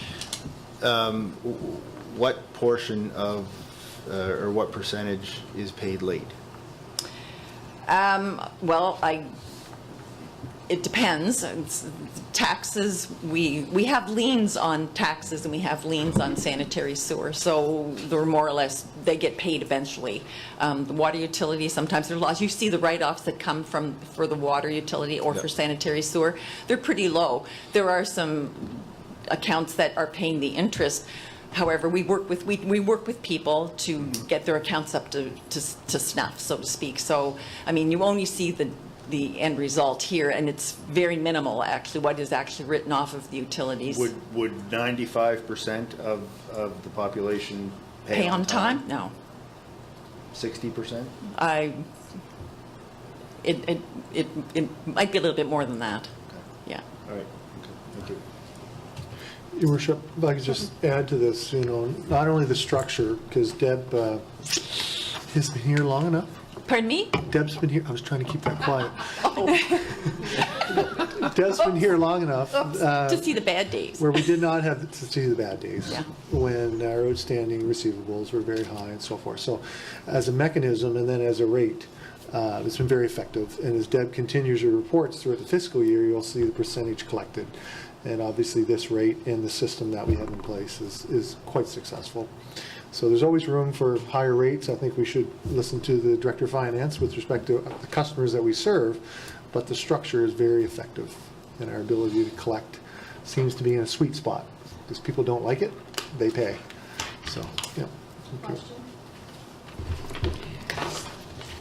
It has been moved and seconded that Council Advisory recommend the interest rate on outstanding accounts for the town of Kentville remain at 2% per month or part thereof for the year April 1st, 2019 to March 31st, 2020 to the May 27th council meeting. Voting is now open. That's okay. Voting is now closed. And it's unanimous. Motion is carried. Thank you. All right, thank you very much, Deb. Thank you. Moving on to our planning director. Director, gentlemen, are we going to be doing a happy dance here? Are we going to be doing a happy dance? Yes. Okay, which happy dance is that? I don't know, I was hoping for permits and Oh, things. well, you know, on this, okay, so for this month, for the month of April. Oh, man. Yeah, we're only in May, but Okay, I will so give you an no update. happy dance. Well, we can still dance. So for the month of April, we issued 10 permits for a building valuation of $676,000, and that brings us to $2.3 million in building. So I think the happy dance that the mayor wanted to speak about today was the day after this was written and submitted. We did issue 2 permits, foundation permits for the 2 apartment buildings for $12 million. So we'll see that on our budget permit building valuation next month. So yes, so we are working with Green Developments or Green Parsons Developments, and they're moving forward in their project. Open Arms appeal to the Utility and Review Board was withdrawn, so at this time there's been no further action on the proposals, nor no further proposals have been submitted. We're continuing to work with the Glooskap Curling Club. The street has migrated, and the club has engaged the surveyor to undertake the necessary survey and eventual subdivision plan. I guess once that is submitted, a survey plan and policy will be brought to council for their consideration to close the road, and then it'll be the opportunity to dispose of the lands later on. Concerning the KCA lands, another meeting is anticipated with the landscape architect within the next couple of weeks to review their site plan. So they're working on that right now. They're in the middle of consolidating the 2 lots that they have so that they can prepare their site plan. And I think we're going to see a sign going up there, a construction sign, relatively soon. So that's going to go up before the site plan's been approved, but they're not being very specific about the type of development that's going in there, just that there is a new project undergoing on KCA lands. Going back to the Green Parsons developments, we did have a opportunity to review a traffic study that was required, and this would be for the four 47-unit buildings. So our engineering and staff are quite okay with aside with a couple small changes to the ingress and egress that they're proposing for the property. And KBC signage discussion. I know there's maybe something at the end of this meeting, but staff was supposed to come forward with some information about proposed land use changes, specifically with regards to signage. After we had a meeting with KBC and their executive, and they have decided that they have a better understanding of the signage bylaw, why we have the limitations on what we have, and they also have an understanding of other processes such as the potential for variances if that would meet their needs. So they have withdrawn their request for those changes, and there is a letter that's attached to my report, but also I think to the... It's part of our correspondence. Yes, thank as you. well. So aside from day-to-day emails and meetings and things like that, that's my report for April. Excellent, thank you very much, Deputy Mayor. Thank you, Worship. Bev, the Green Parsons developments, that's just 47 units in total, right? No, it's 4. It's 4 47s. Yeah. And so what's Noel's timeline on that? Well, they've taken out the permits, or they're up there now putting the footings in. And so they've got, the first permit that they've taken out is for the footings and the garage. Okay. So they hope to have them done, 2 of them within the year, I would imagine. Within the year, okay. I would think. I don't think they won't have them done this construction season, I don't think. No, that's super exciting. Thank But you. they're certainly moving ahead on them. Yeah, great. Councillor Bolland. Thank you, Worship. Your meeting with the LaPierres, anything been resolved in that regarding chickens and goats on their property? We met prior to the bylaw changing. We have a documentation of the number of animals that they have there, and that they cannot go beyond that. Chickens are a little hard, give or take one or two, because they're hard to count necessarily. But it's really, I know. Are you new? Are you a replacement? So it's really kind of hard. We're keeping an eye on it, but they... So I won't be a It's chicken hard. ask this question, and So- how do you follow up on that they're, Well, we go up and call them, and we've gone up and had a look. because this is the buzz in the neighborhood. People have asked me about it.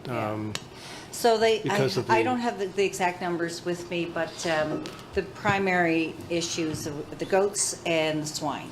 They have Swine, pigs, yep. but Pigs. they're allowed in resident. That was all allowed up there prior to, in the RF zone, prior to the amendments with the new planning strategy under the RF zone. Wow. Yeah. How many are they allowed to have? Can you It answer? wasn't limited. Pardon? It was not limited in the old bylaw. Wow. Yeah. So it's been changed. So they had the animals there, and it was the understanding that they could continue with the numbers that we have documented, but they can't have any more, or they can't exchange one for another. They had horses there, they are now gone. They've been gone for 6 months, they cannot bring any more horses back. So they can continue with the goats that they have, and the pigs and they can replace the pigs. So they obviously have the pigs for meat. So once they dispose of one, they can bring on another one. So again, unlimited pigs within. 2 pigs at a time. It's not really funny. In that Yeah. neighborhood there, they're not laughing. So I'm just sharing what's. Okay. Yeah. So you'll be going by, what, maybe every 6 weeks to make sure they're maintaining that quota of, or whose job is that to do? Oh, we do Well, periodic checks, but they're yeah. complaint-based. Yeah, Someone exactly. sees something, please Yeah. report it. So we haven't heard any complaints from anybody. There were some questions about a fence that was going up, and that fence was to keep the smaller animals within their property. But those fences were quite a ways from property lines. Okay. Councillor Maxwell. I got my answer. Thank you. Okay, very good. Councillor Gerard. Thank you, Worship. And this is more for Mark than it is for Bev, but it's Bev's department. We I think it was at a tea party, had discussed about the planning department doing quote-unquote proactive checks. Have we done anything yet? So there's, with respect to dangerous unsightly, I know Kirsten's out on a regular basis doing right now, along with the assistance of our student, doing inspections for winter snow removal or damage and things like that, so when they're out there. I know they're looking at those things. I know Kirsten mentioned one the other day that is this or isn't it? So I'm not sure if you can add to that, but I know you folks are out there and Yep. you're reporting things back. We got an email last night, I think, about a pending complaint. I don't think we received it yet, but. We haven't received so anything. there's those so- kinds of things Yeah. that are happening, yeah, But we certainly, yeah. yeah. Are there any further questions for the director? All right, thank you very much. Thank you. CAO, moving on to community and economic development. Okay, thank you, Your Worship.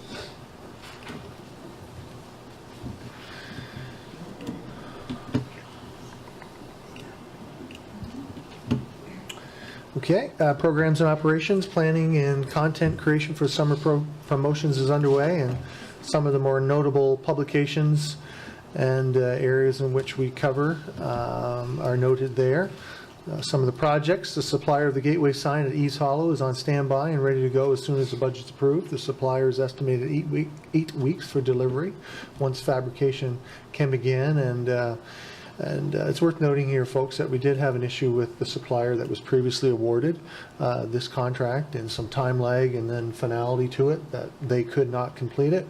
So we kind of withdrew from that relationship and re-engaged with a new supplier. So the updates provided there looks like 8 weeks after the budget's approved. A funding application has been submitted to Municipal Affairs Beautification and Streetscaping Program for additional monies to support the development of public gardens on Main Street. If awarded, those funds will be added to the funds allocated in the capital budget for the execution of that project. The tourism events, it's noted there that Kemp will join the ABCC, Wren, and other municipal units in the creation of an Annapolis Valley booth at the Saltscapes East Coast Expo in April. Although I did not attend, I saw some of the photos, and it was a nice collaborative effort of all the units in the valley. I think they ran out of apples on the first or second day, but anyway, they were very pleased with that and our participation as well.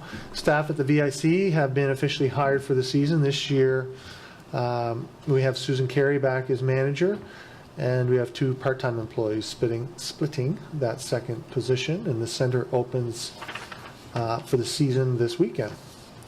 The Chalk and Art Festival is noted there. Planning is underway, and it's happening in Center Square from 10 to 2 on the 22nd. Kemptville Farmers Market opens in Center Square on Wednesday. Catherine jinxed herself, I think, by saying she had 6 opening Wednesdays in a row that were sunshine. So it's forecasting rain. We'll see. Maybe her luck will change. Kemptville's is participating as a partner in the Quality of Life Outreach Project being delivered by the province through Engage Nova Scotia. Those are some of the highlights. Any questions? I'll do my best. Thank you. Deputy Mayor. Thank you, Worship. My question was just around the saltscapes. So I just see the little blurb in there about that, but it says potential new partners are being explored. So I know like it's a pretty high profile event, and I think it's great that we have representation there. Does that mean that Kemptville's kind of looking at segregating and doing their own booth, or still in conjunction with? No, still in conjunction with. Okay. I don't know for sure whether the First Nation communities were engaged or not. Okay. Could be that kind of engagement. Okay. No, that's great. Thank you. Okay. Any further questions for the CAO on that one? All right, moving right along to Parks and Recreation. Director Bedingfield, please.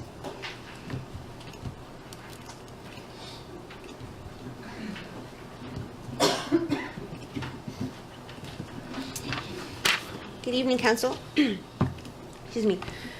With regards to facilities, now that our ice is out, we've already hosted several successful events in the arena as part of our Ice is Out arena rental season. These events are really important to helping us cover some of the costs with regards to the use of the arena. So any help you can give us in terms of promotion and getting people there is most grateful.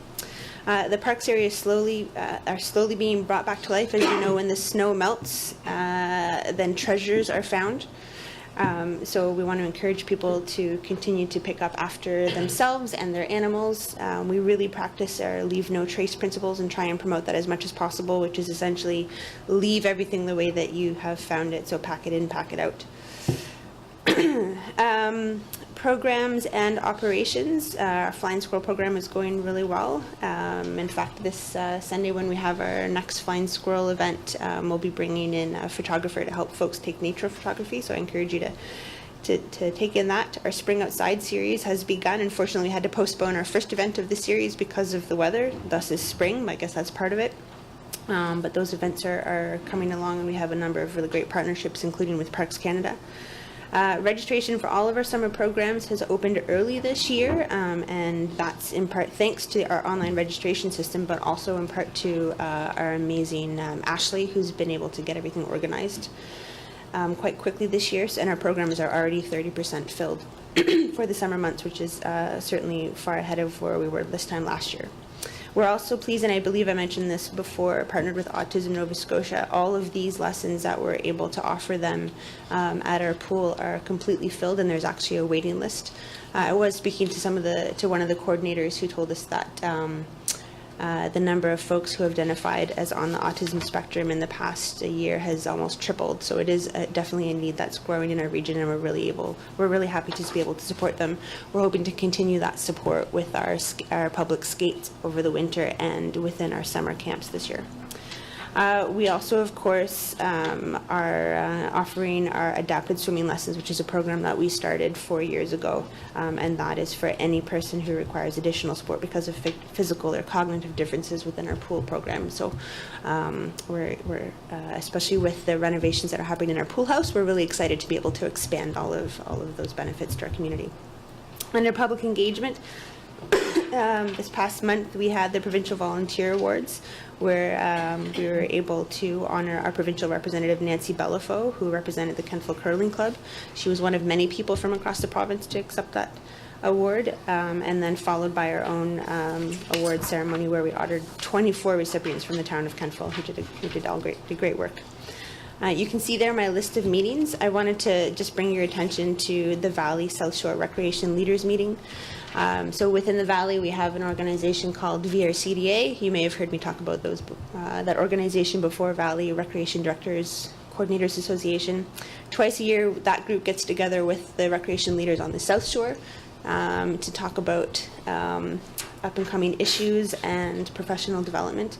This past session when we got together, we worked with Sport Nova Scotia to talk about their Resport program initiative that they're looking at, and that essentially is exactly what it sounds like, where we're redesigning the sports system within the province of Nova Scotia. This is beyond Sport Nova Scotia, but looking at the sector themselves. So it's trying to find ways to ensure that everyone can access sport, and what does that look like? And it's linked with the Safe Sport initiative that you often hear of in the news, where we're trying to prevent and identify predators within the sports system. The other part of that meeting was the Recreation Nova Scotia Sharing Tour, and that is also focused on inclusion and access. And it's an evaluation of the current shared strategy that the provinces and Recreation Nova Scotia, and you often hear me talk about that as well, and what does that look like and how are we doing, and it's time to assess our work as a province in terms of how folks are doing when it comes to accessing all of our benefits. Under council-related issues or topics, we have, of course, the 2 studies there that are coming to an end. So the Regional Recreation Needs Assessment, a lot of you came to the council and stakeholder public sessions that we held to provide any final input. Our core task team had our final meeting with the consultant, where all of those edits were provided, and we were able to provide a last few tweakings, and so we should receive the final document in the next couple weeks. Same thing with the active transportation plan that was presented to you folks. So thanks for those who were able to come to that. And we've been working with them also to pass on a few final tweaks, and that document will also be ready in the coming weeks. And I will be bringing both of those to council to share when they're ready. That's my report. Excellent. Thank you very much. Are there any questions for the director? Councillor Ballin, please. Thank you, Worship. Do we have anybody that patrols our paved trail looking for garbage and glass? My dad walks it as part of his cardiac rehab, and on Friday he encountered all kinds of broken glass on the eastern end near the Numanus border, I call it, and one of our benches in a ditch. Do we patrol that trail at all to look for those things, or is it? We have in the list of regular rounds that go about, that is on the list. There is glass just past the Kentville side of it. I bike over it almost every day. It drives me crazy. I agree. That is outside of our section, so that would be handed over to the Trail Coalition to be able to figure out that. They have quite a few washouts in that section and beyond, and some glass along our trail. Certainly, if there's anything in particular on the trail, then we can look into it. Yeah, he told me it's in behind the cemeteries. It was on our territory. Okay. Yeah. So it wasn't the county. So we do have regular. There's a bench regular. as well in the ditch, and he didn't want to pull out the ditch, obviously, and have a stroke. But Yeah. So our staff have regular rounds that they go when they go through their list of things. okay. Yeah. Any further questions? All right, looks like you got off easy tonight. Thank you. Thank you. Chief?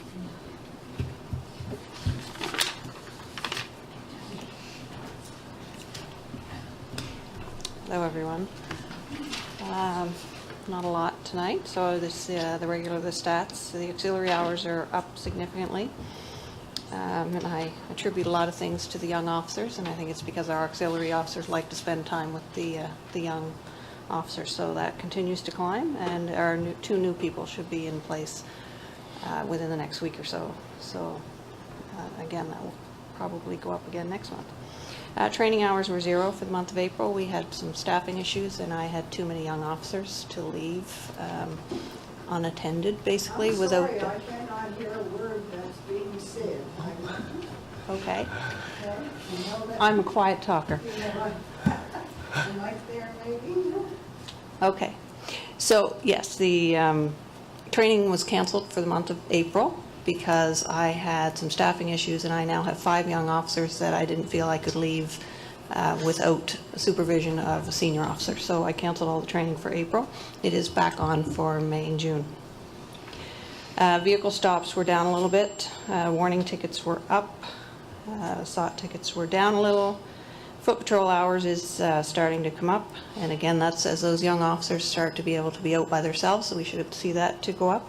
I will say I have not been able to have any bikes out because I have 4 trained officers, 2 are off, which then leaves 2 sergeants who are the only other bike officers, and I need them to be there to supervise, as say, the young officers. So there is a bike course scheduled for June, and I'm going to have 2 more officers and 2 auxiliaries trained in the bikes. So we should be able to get those back out by June. Criminal card charges were somewhat stable at 35. Calls for service continue to go up, and that's with the nicer weather and the people are out and calling us for things. They were up by 20. And the mental health calls is not exactly as represented. We show 19, but that is probably about 5 people who are just frequent callers. So it isn't that we have a lot of people, it's just the same people over and over. So as I said, there was no training in April. Due to the staffing, there were tons of meetings. For some reason, April was lots, and I didn't even include all the budget meetings in there.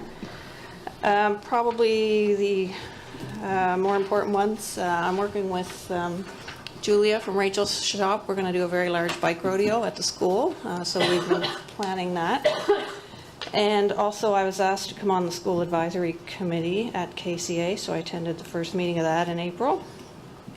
And one that I'm very excited about is I met with King's Historical and Kempville Historical the other day on the Rupert Davis Memorial, and that actually looks like it's going to happen. We think we're going to probably plan for September, and we'll give you guys lots of notice so that you can attend. Probably going to include the Ghost Walk people, because that's who brought it to us in the first place, but I think we're going to be able to recognize Rupert Davis for what he did for the town. In the other category, we've had a fair amount of presentations, mostly done by Constable Burke, who's our SKU member.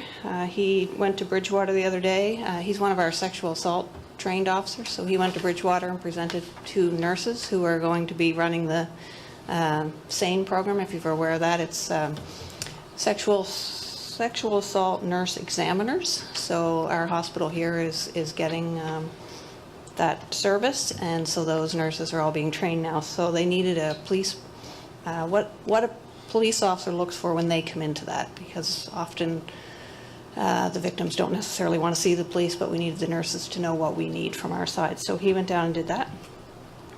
He also did a KCA talk this morning for all grade 8s on cannabis. The request was made that now that cannabis is legal, if we could talk to the kids about that it's still illegal for them and just what this means to them. So he was there this morning doing that. He also assisted on the file that you probably saw in the media with Annapolis RCMP, where they got a very large quantity of pills and weapons. That was last week.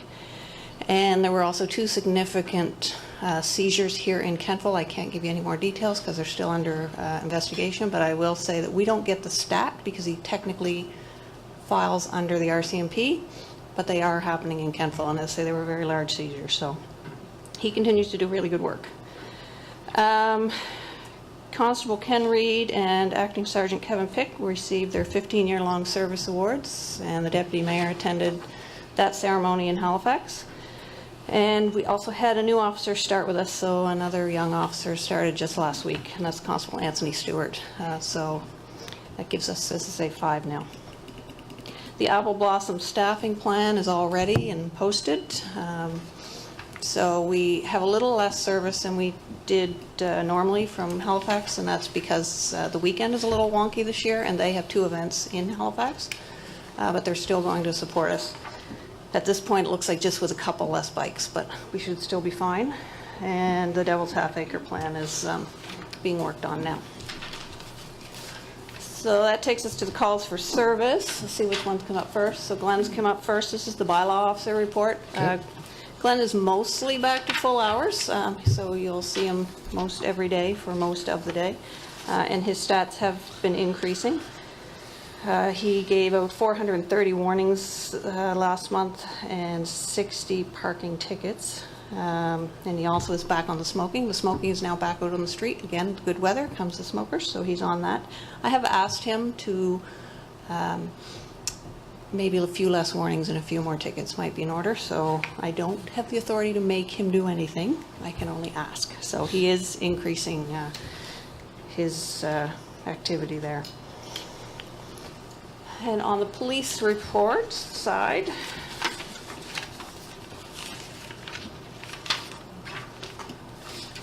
there's nothing really dramatic changing here. The provincial statute is up by 10, and that's just things like calls to 911. There were 11 calls to 911 in the last month. And the Liquor Act, again, as the weather gets nicer, the liquor comes out onto the streets as opposed to in the houses. And I say nothing else significant there. Crimes against persons and property crime was fairly steady.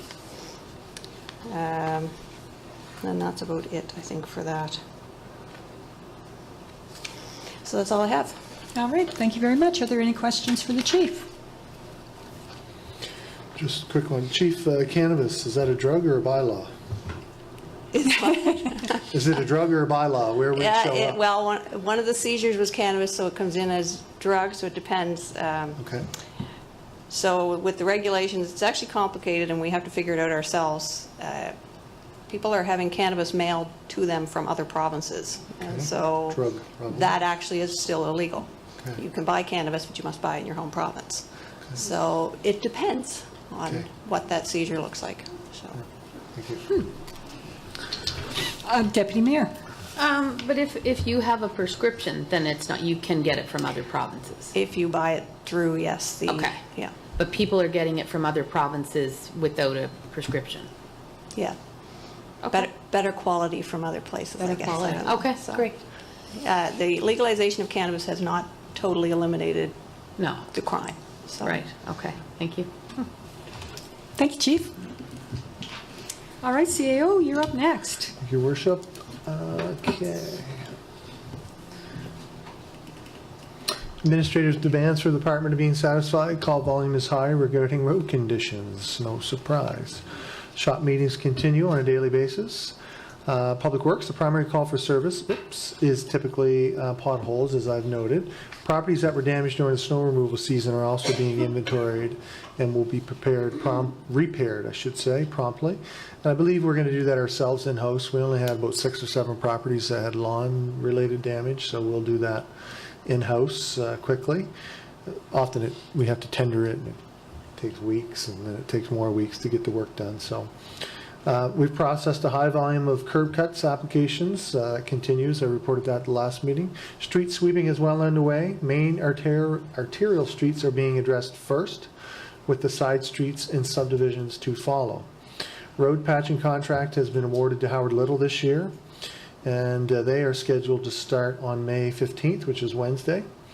Pending good weather conditions, main arterial streets are being addressed first, with side streets and subdivisions to follow. I'll add to that to say Howard is expected to complete the first round of patching by May 24th, in advance of Apple Blossom Festival.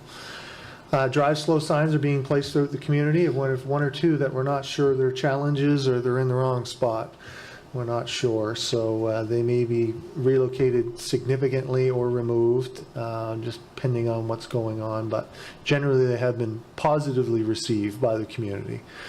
Large developments such as Parsons Greenway at the east end of the town, as noted earlier by Director Gentleman, across from the research station, are being supported by Public Works through staff and consulting engineers. This particular development is exciting and will provide a much needed housing stock, and I know the planning director and the mayor are excited about that. Kemptville Water Commission, the water utility is operating under compliance, and regular meetings are being held. We had one just last week of the Water Commission. Sanitary sewer utility, nothing to report at this time. 2019-20 capital projects are being planned and designed pending on council approval of capital and operating budgets at the May council meeting. Asphalt and sidewalk additions and renewals are the primary focus for the Public Works program this year, or what will be most visible. Public engagement is high this time of year. Typically, drop-ins, or I should say emails and phone calls are high. Drop-ins not so common, and whatnot. So that's the Public Works report. Excellent. Thank you, Councillor Gerard. Thank you, Worship. How are we coming along with hiring an engineer? We haven't met. We had the deadline of April 27th or 17th, so it's just really finding time for our group to get together. Yep. Councillor Maxwell. I'm just wondering about the Belcher Street sidewalk, when the company is going to complete that, because that drop-off is quite large. And Yeah. I've seen a few people go over it. So Design Point,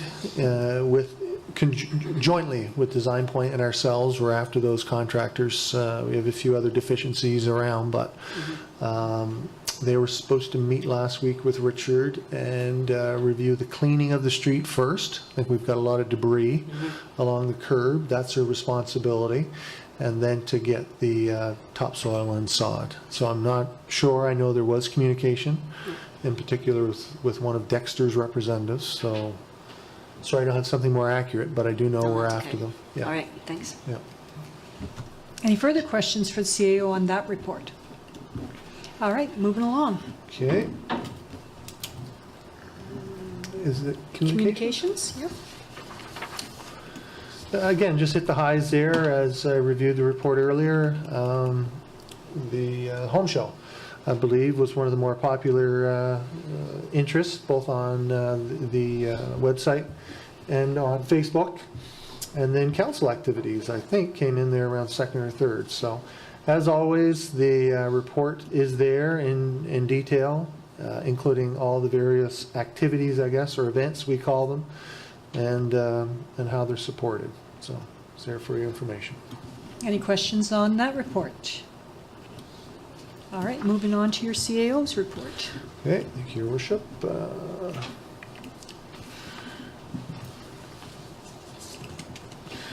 Valley Waste Resource Management, regular and special meetings of Valley Waste Resource Management continue to support the operations and the urgent 2019-20 budget deliberations.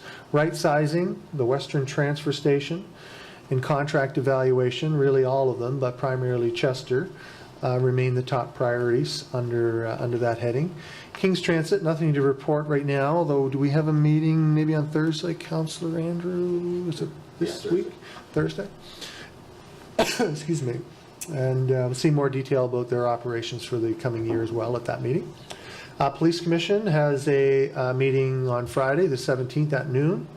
Collective bargaining has been initiated, and a meeting of the two parties is scheduled for preliminary review of the agreement and remuneration-related issues. We played around with the date there, but I think we have it firmed up now. I'm just not sure what it is off the top of my head, but it is scheduled. Regional Sewer Authority, just normal operations. There's nothing further to report at this time. With respect to union negotiations, I just noted the police, CUPE are also scheduled more formally. I should note that the first meeting of the police negotiations is more informal with the local, where CUPE is more formal with their representative, and that's later in the month. And Councillor Maxwell, you're there, I think, scheduled to remind you of that, as well as Your Worship. The business park, one of the two inquiries about business park land has been formalized in a purchase and sale agreement. And again, interest in the lots remain high. I know I report that each month, but it is a constant. The Calkin building has flattened out a little bit. It certainly remains for sale. I'd attribute the curiosity probably on the front end with a high volume of interest, but since that time it's kind of flattened out a little bit and has not transpired into any formal offers to date. With respect to my office, the drop-ins are fairly high, whether it's tax bills or potholes or whatever it might be, yard sale, paintings, they are high. YouTube, we haven't done much on the YouTube world lately. With respect to my meetings and events, just noted there, similar activity as some of the other directors around strategy and budget and other things affecting operation. I will comment on the AT and the recreation needs assessment. That I was personally, excited about that information. I think there's some good takeaways for the department. Certainly more so perhaps than the AT. The recreation regional approach, we'll see what happens at that level, but I think there's certainly lots of takeaway for Rachel, the department, and as you embark on the master plan review as well, that will help support that process. And then, as most of you, we attended the Nova Scotia Federation of Municipalities Spring Conference just last week in Toronto. That's my report. Excellent. Thank you very much, Deputy Mayor. Thank you, Your Worship. CEO Phil, just a question on the Calkin building. Are we getting any sort of feedback from the realtor as to maybe why things have slowed down? Are we hearing anything maybe we're priced out too high or too low, or, well, never, not too No, low, I but don't just any think- feedback? Yeah, no, nothing specific, Deputy Mayor. I think generally the feedback is that it's a good building, with good bones. Okay. I think people would say, and as I've reported before, we've eliminated some of the unknowns and some of the risks with asbestos removal Right. early on in our ownership. So I think when people go through the building, they see a nice, clean building. I won't use the word modern because it's not that, but there are some upgraded features. So, no, nothing really. I think the price point they feel is appropriate as well. Perfect, thank you. Councillor Pulsfer. Thank you, Your Worship. I was just wondering how our new tenant was coming along. Yeah, I really have nothing new to report. I think it's been a Nothing. week or two since we sent an email out, but indicators, and I don't want to put Jennifer on the spot, but if you've heard anything different, she's paying her rent from that point of view as a landlord, so we're very happy from that perspective, but Yes. I guess as the town, we're waiting for a new business and Right. so forth. We're just kind of anxiously awaiting.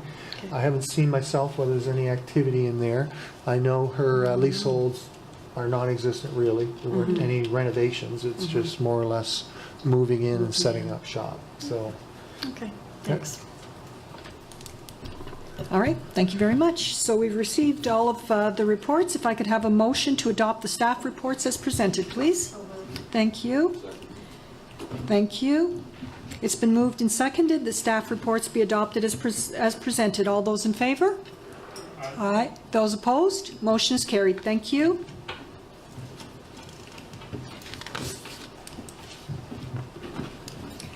Okay, under unfinished business,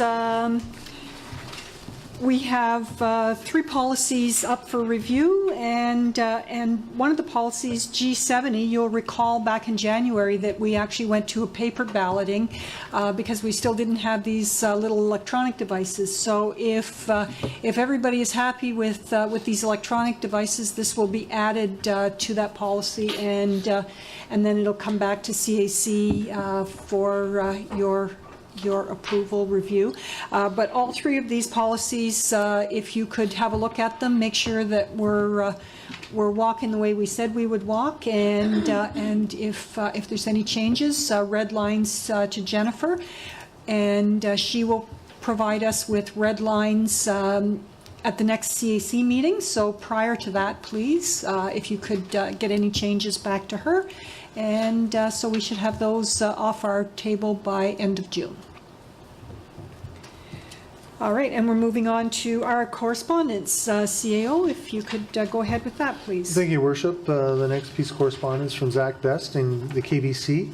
It is addressed to Bev, but shared here with you. So I won't read the whole thing, but perhaps the second, because it's been reported on, the second paragraph I think maybe hits the point. During KBC's April board meeting, the Board of Directors agreed not to move forward with the amendment request at this time.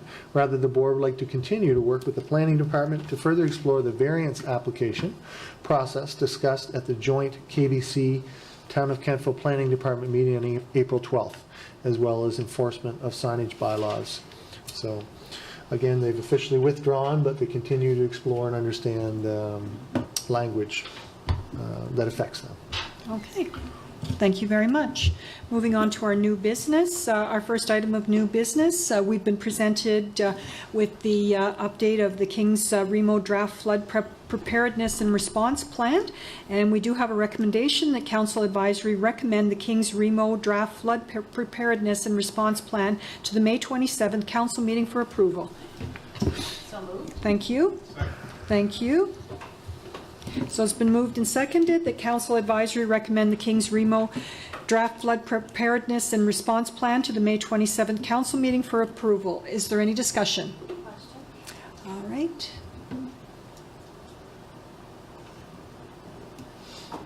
Voting is now open. Voting is now closed. And it's unanimous. Motion is carried. Thank you very much. Mayor, Council, CAO, thank you for your support. Thank you. Thanks, Sam.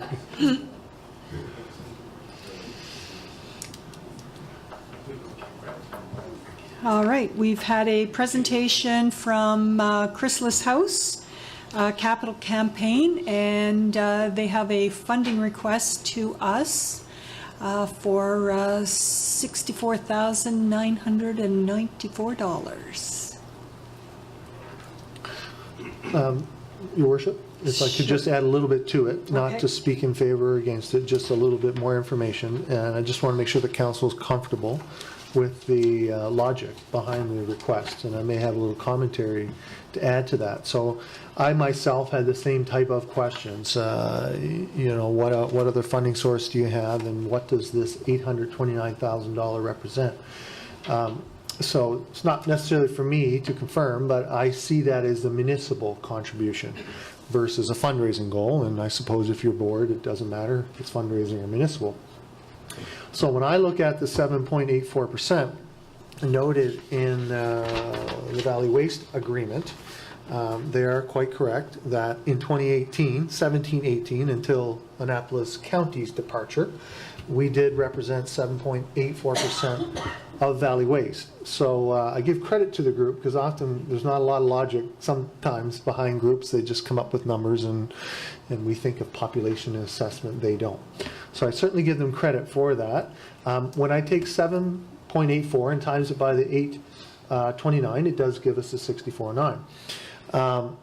But it is excluding, not including, our friends to the east, such as now West Hants and Windsor. So not to criticize, but just to make a comment that the 829 only includes the municipal units in Valley Waste and not Windsor and West Hants, or whatever they're to be called on a go-forward basis. So it could warrant us kind of revisiting numbers and suggesting something, but I just want that to be clear, that that based on the logic they've applied, it's possible that the 829 does not include Windsor or West Hants. And I've done the math on the rest, just out of curiosity. Kings County represents 58.13%, County of Annapolis 20.71%, Wolfville 6.46%, and so on. So size and scale, it kind of matches, but to the dollar or to the percentage, it may be a little bit off, if that's something you're looking at, for your information. All right, thank you. Deputy Mayor. Thank you, Worship. The taxes that we charge on their building, is it commercial tax rate? Do we give them a break of sorts? We do now. I know you have that probably memorized, or somebody does. It's residential for that building there. So But the new building would be a commercial building. Yes. And are we entertaining giving them any sort of? Just before you go further on that, yeah. I'm not sure, but there could be a percentage of, this percentage is strictly residential, and this percentage is commercial. So I'm not sure, but I think you're right. The default position is commercial, but PVSC or we could look at portioning it based on the activity within. Because when they talk about in kind and things like that, like maybe there's some other ways that we could save them rather than just a cash outlay of $65,000 from us. I mean, inadvertently it is a cash outlay, but it's anyway, yeah. Councillor Bolland. Thank you, Worship. Just to echo on Deputy Mayor's comments, excuse me. My opinion is maybe staff, CEO go back and get some more accurate, proper numbers, and to see as well if they are going to go speak to our friends to the east. They certainly seem open to an in-kind contribution over a period of time. We have just done our budget. I'm certainly not in favor of writing a check for $64,000-ish tonight, but I think they certainly need some help, and we need to help them, but in a balanced approach. So my opinion is, unless they're under a time crunch, and we know they're not, that maybe we can get more information at our next CAC about maybe further direction or what works for them. And again, we have just finalized our budget, so. again, they're pretty open in kind, and maybe if that's not the route, maybe it is 60-ish thousand over a number of years. But yeah, I need more information, certainly. Councillor Andrew. I think they would have stats, but I can pretty much say, because we have a linkage at Open Arms, we see a number of their clients who would come, to our place for breakfast and other supports. And while this number may not be accurate in that regard, I would say the same as all the services we provide, there would be a higher percentage from Kings County. Yes, there's a catchment area that's beyond that, but I would say probably, and that'd be an interesting number to find out from them, that would help us, what percentage is from Kings County and then what percentage is from, Kentfield proper. Those would be interesting numbers. But I would expect that would be the highest, probably the closest you get to town, the more likely you are to have. But that said, I've certainly encountered women who've used their service from HRM. All right, thank you. Councillor Gerard. Thank you, Worship. I think I'd be very comfortable if we sent this back to the CAO or back to staff. Are you making a motion? I would make that motion. Okay, thank you. We send it back to staff so they could get at least a more accurate percentage of the Chrysalis House's entire catchment area. Okay. And possibly, and we might have it, but could we also get their funding scheme? For the capital, Councillor? Sorry, yes. Yeah.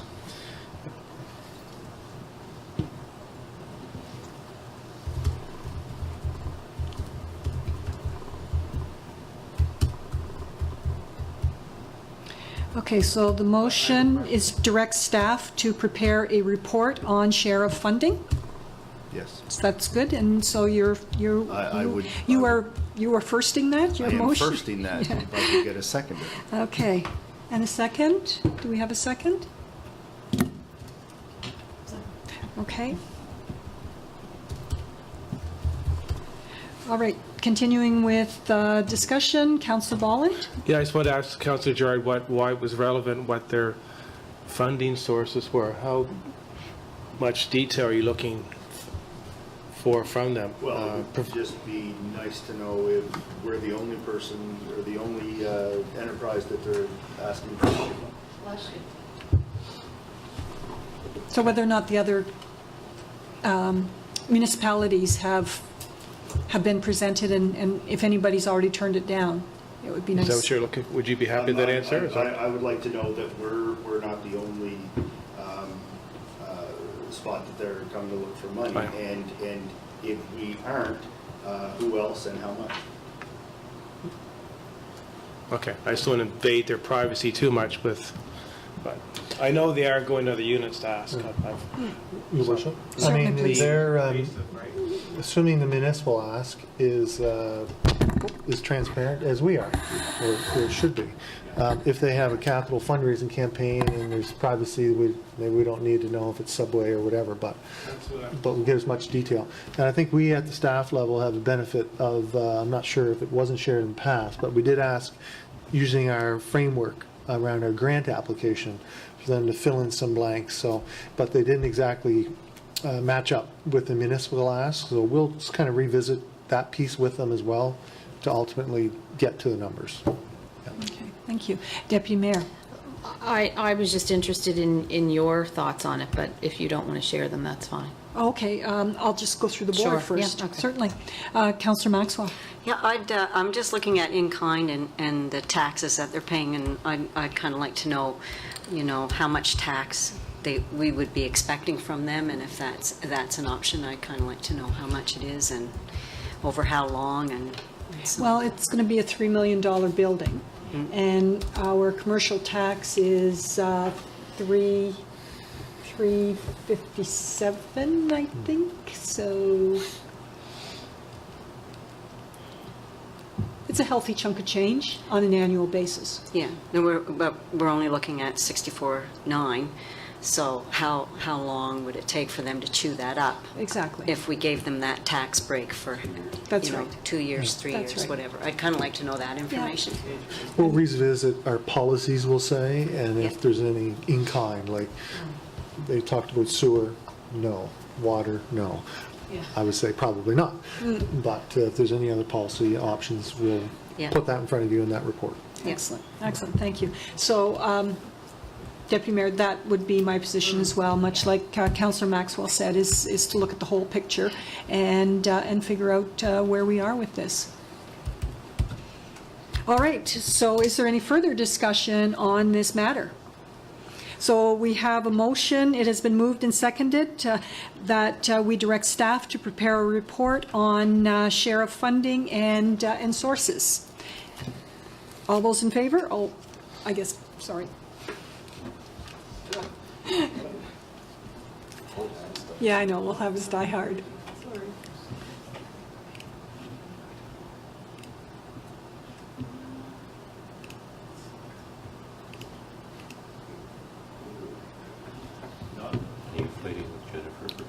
Nah, she has control. She can Okay. take it away anytime she wants. Voting is now open. Voting is now closed. It's unanimous, and the motion is carried. Thank you. So CAO, you will provide us with that report next CAC? Okay. Yep. Thank you. All right, our next item of business is the Kentville Senior Wildcats Baseball Club. So we have one ask, or two ways of splitting hairs here. So one, they are asking for a elimination or reduction of park fees, which is approximately $2,875 of revenue, or they're asking for a cash grant of $3,000.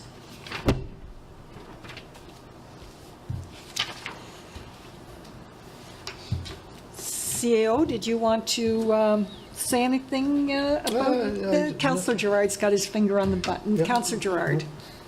Thank you, Worship. Being a lifelong Kentville resident and growing up playing baseball in town, I hate to see them in this situation, and me being the counselor that wants to get rid of grants, I would hate to see an organization like this fail without at least town council doing what they could to help out. I think, and it's off of our council website now, but I think they sent a letter, and I believe that letter said that they could provide financial ins and outs. Sandy certainly can. If we asked, I'd like to see that. And I think the lesser of two evils, if council had an appetite for it, I think waiving the fees for the 2019 season would be my preference. Okay. Councillor Andrew.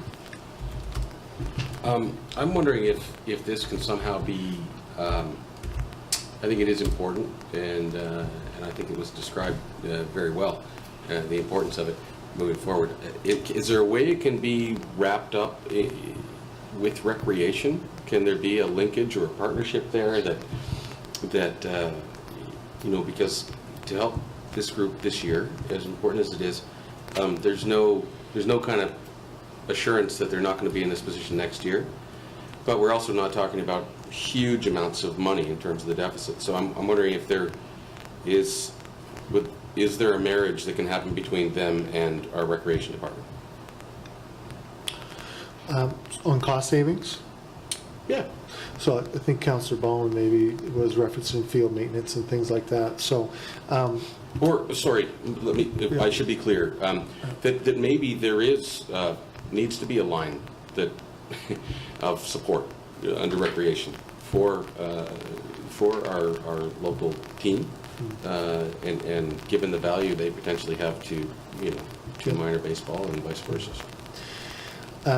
I guess I just kind of caution you with respect to that, as there's many other sport groups I think in this particular case, they have a long-standing history, and I know it's not easy for one individual, certainly, but both to come here and ask for assistance, so that is an indication of something. So, but to support sport, we have a spike fund that helps children that are in need. Maybe there's an opportunity for us to assist in some other social media forum for sport groups, not just this team, but others. I don't know. Certainly communication we can help with around that. Your Worship, if I could just make a comment before we go too far down this road, and these are really general comments that apply to many of these types of requests that you get from users of your facilities. I quite frankly don't know what exists for policy around establishing the rates for the use of your recreation facilities. I have to assume that there's something ancient that staff referred to that was adopted by council at some point in the past. But on that basis, it has to be, whatever that policy is, it has to be applied consistently across the board to everyone. And so most likely, when these types of requests come forward, from a legal perspective, they're really being processed as in some sort of grant form, that you have to find a rationale for that. You might, in your mind, determine what that grant is based on what their costs are to you, for example. But your policies for use of your facilities become very difficult to apply day to day. Staff will never know when council might waive somebody's fees, and how does council justify that between one user and the next. So I think you just have to be cognizant of that. And but like the last item, these are the types of things that you might throw out there and ask staff to consider when determining how it is that you might help them if you were so inclined to send it back to staff. All right. Thank you very much. Deputy Mayor, please. Thank you, Your Worship.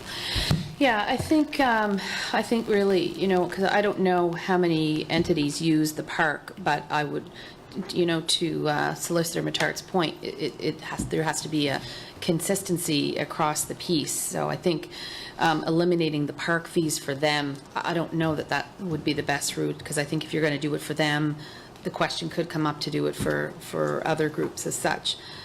So I agree, it does have to be looked at as a cash grant of sorts. I'm not overly interested in seeing their budget, because it's a $16,000 budget with a $2,800 deficit. I would, in terms of looking at it as a grant, they're looking at $3,000 for this year. Maybe potentially look at 50% or something along those lines. And this may be the best comment I ever come up with in all my 4 years of being here, but because I'd like to see them have some skin in the game. Oh my God. Almost. Almost. Come on. I think you took that from Sandra. Councillor Pulsifer. 50% Councillor Pulsifer, you're up. Thank you. I definitely feel that, we should provide some support for them. I mean, this is the first time in all the years that they've used the Kentville facilities that they find themselves in this position. And maybe this will be the only time they'll be in this position. Perhaps, things will improve as far as, attendance or whatever is necessary to make up their difference. But to get them on a break-even basis right now and have them not go further into the debt hole, I guess you want to call it, I'm certainly supportive of whatever we can do. I know back in December there was a request from the figure skating club that wanted to have their 3 hours of ice forfeited so that they could, put on their ice show without a cost, and to them. I think we did talk about that the in-kind part wouldn't work at the rink. So in the end, I'm not sure how that came about, but I think there was I don't know how they got their ice time, but I think we just essentially paid for it. It has to be recorded. Right, So we just, okay. it's a grant. I see, so Grant-like, we call it, yeah. yeah, okay, well, whatever we can work out for them, I definitely think that, that support should be there this year, for sure. All right, thank you. Councillor Bolland. Thank you, Worship. Yeah, I certainly feel we need to support them, there's no doubt.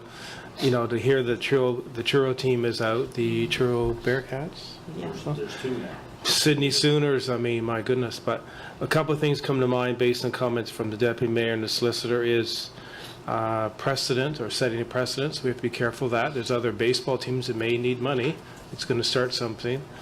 B, KBC. Why could not our KBC help promote some of their games, even just create awareness that the team exists through their social marketing, etc. Why not, right? Get people to some games, some exposure, and that might increase their attendance. So that's something I would like to see Zach look at. So my opinion at the end of the day is, echoing everybody else's, I think, is send it back to staff and to look at what works and what doesn't, talk to Parks and Rec and find a formula to work for them and get something back to us before the opening pitch that the mayor might throw. But yeah, so you can find a formula that works. That's a good solution. All right, thank you. Thank you. Councillor Maxwell, please. Yeah, okay. I've been waiting for a while. No, you were last on the pitch. I buzzed in before Councillor Savage. Anyway, I'll take the last word. Cleanup. I'll be the cleanup hit, exactly. Yeah, this is a well-run organization, and they've been around a long time, and they've never, as far as I know, ever come to council to ask for anything. I think it would be a huge travesty if we didn't support their ask this year. I think they bring people to town from outside of town to come in and watch games, and I think it's not much. I did say, a long time ago when we talked about grants that, what happens if you get the exceptional one after the budget's already done, and I think I cited this group, as a matter of fact, as one of the exceptional that, could sometime come. And so, I think, if in kind, if the park fee doesn't work, then maybe I don't understand the difference between the park fee and the cash grant, but I would be willing to make a motion that we give them a grant for $2,875, which would cover their park fee. Okay, you're moving that. Lynn?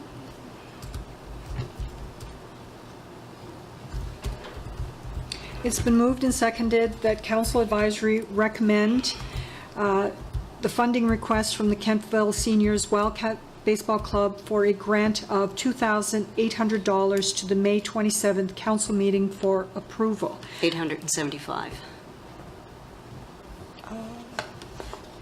Okay, sorry. Okay.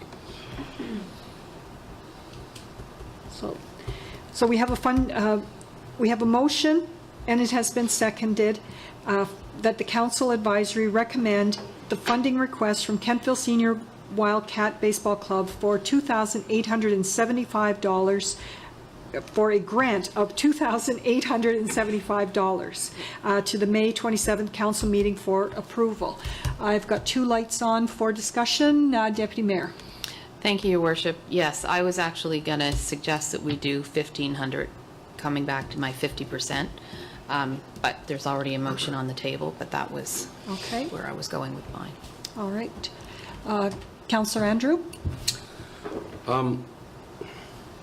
This is a late, if we want to look at it in terms of the grants we just went through, then this is a late admission into that process, which, and this wasn't my thought, it was mentioned by a member of council, that we went into our process of going back and forth and coming up with a number of grants, and I know we haven't approved that yet, but we did that, and it didn't even cross my mind, to be honest, that we didn't apply the policy that we put in place that I believe this council put in place, which would establish a grid by which we would determine who qualified.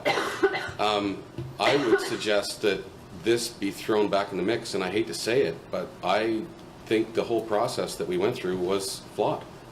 And we have a policy. We didn't adhere to our own policy, and we heard a lot of opinions. But I feel like personally, I need to, and I would suggest that we need to, as a council, go back. And if we're going to make an exception that this late entry is going to be put in the mix, I'm okay with that. But I think we need to revisit and examine our applications that came in properly, the way we said we would. Okay. Thank you. Councillor Gerard. Thank you, Worship. I 100% agree with Councillor Andrew. What I was going to say in regards to what the solicitor said about setting precedents, and that's why I would like to see the financials. I don't mind helping someone as long as they help themselves. I am not aware of what the Kentville Wildcats do for fundraising. If there was a roundabout way to give them the money, I'm wondering if, you know, these are the elite athletes in the area for baseball. You know, when I was younger, the Wildcats used to put on clinics. And, you know, we used to pay as young baseball players, you know, to go learn from these guys. So there's lots of ways that we could offset and get them involved in the process. That's all I've got to say on the matter. All right. Thank you. Thank you. Councillor Maxwell.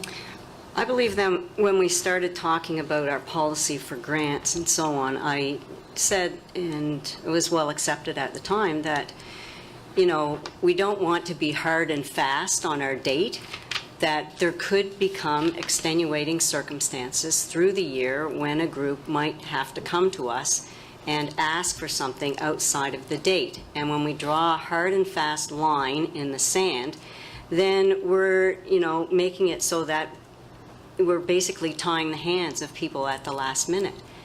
And again, this is a group that we know. This is a group that we know the players, and this is a group that we know has done, they go around to businesses, they get money for support for their brochure. I've seen Chisholm's name on it. I've seen lots of businesses supporting this team. They have season ticket sales. They are all coaching in the minor leagues now, as Sandy has told us. They're trying to build the numbers back up. And, you know, this is a group that's been with us for years and years and years. I just think that, you know, if we're going to play you know, games with them, I don't think they're going to appreciate that very much, and I don't think it's a big ask. And we have a surplus of what was it? $24,000. We have a surplus, and people just heard us talk about that tonight, and we can't find $2,800 and a few dollars to help them out for this year. I think we really need to think hard about that. All right, thank you. I guess I'd like to remind council and you know, anybody watching on Facebook is our Spike Fund, and the town of Kentville has the capacity of taking in charitable donations, and that you can direct those charitable donations to specific sports and recreation. You know, we use it annually to get kids to camp, and you know, on your check, all you have to do is write "send a kid to camp." We did the same with the skateboard park. You know, your money goes 100%. You get a charitable receipt for 100%, and 100% of that funding, no admin fee, no nothing, goes to that Kentville recreation group. So I put it out there, and I challenge people to think about this. If this is something that we truly believe in, maybe it's time for us to pony up as a community and support something that's very important to us. But that's neither here nor there, but I just wanted people to be aware that we do have the facility to do that, and your money can be directed. But we do have a motion. And is there any further discussion? All right, are you ready for the question? The question is on the funding request from the Kentville Senior Wildcat Baseball Club for a grant of $22,875 to be recommended to the May 27 council meeting for approval. Your Worship, I think you had too many twos there, didn't you? Did I? $2,875. I don't know why I can do the millions, but I can't do small stuff. $3,000. Okay. All right.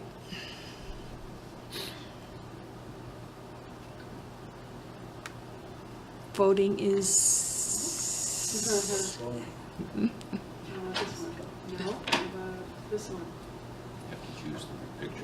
Voting is now open. Voting is now closed.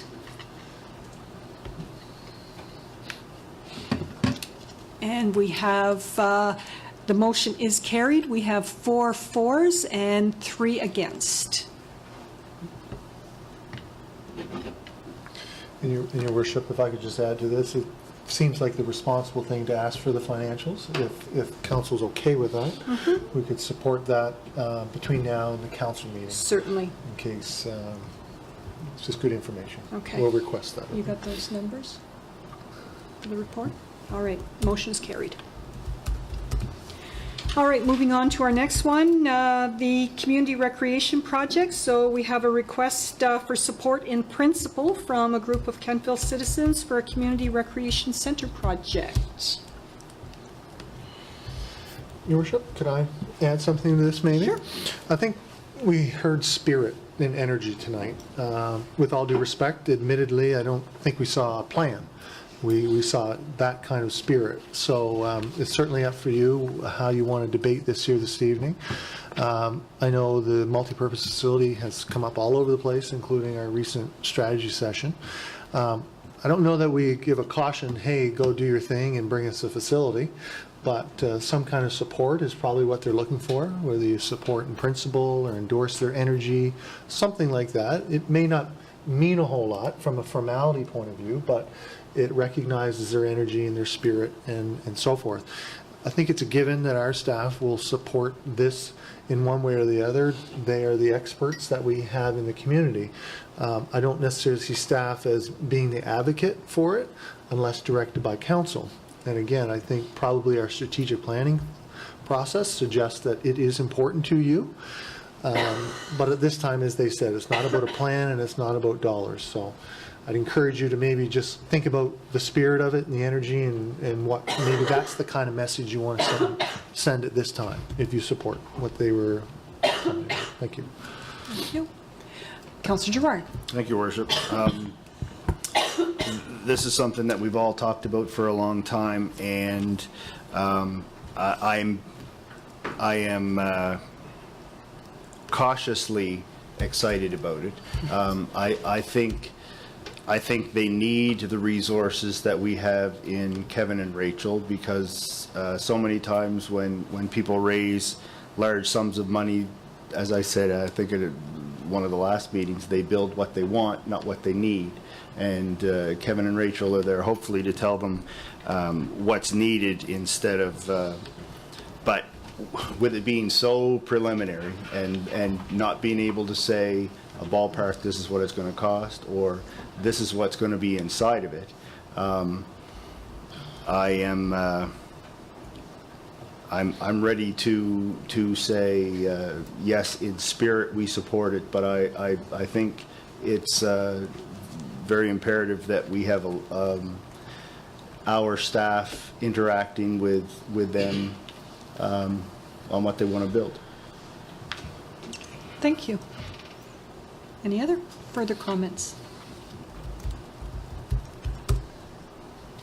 All right. Do we have a motion? Councillor Maxwell. Yeah, I'll make a motion that Okay. we support the, what did they call themselves? The Recreation Complex Group in spirit, and give them access to our recreation staff. Okay. For support. I'll second that. Okay.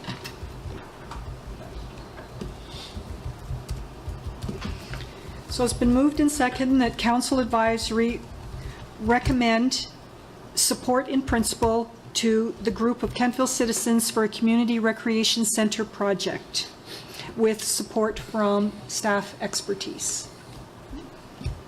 Is there any further discussion? All those in favor? Oh, sorry. Go that way if you want.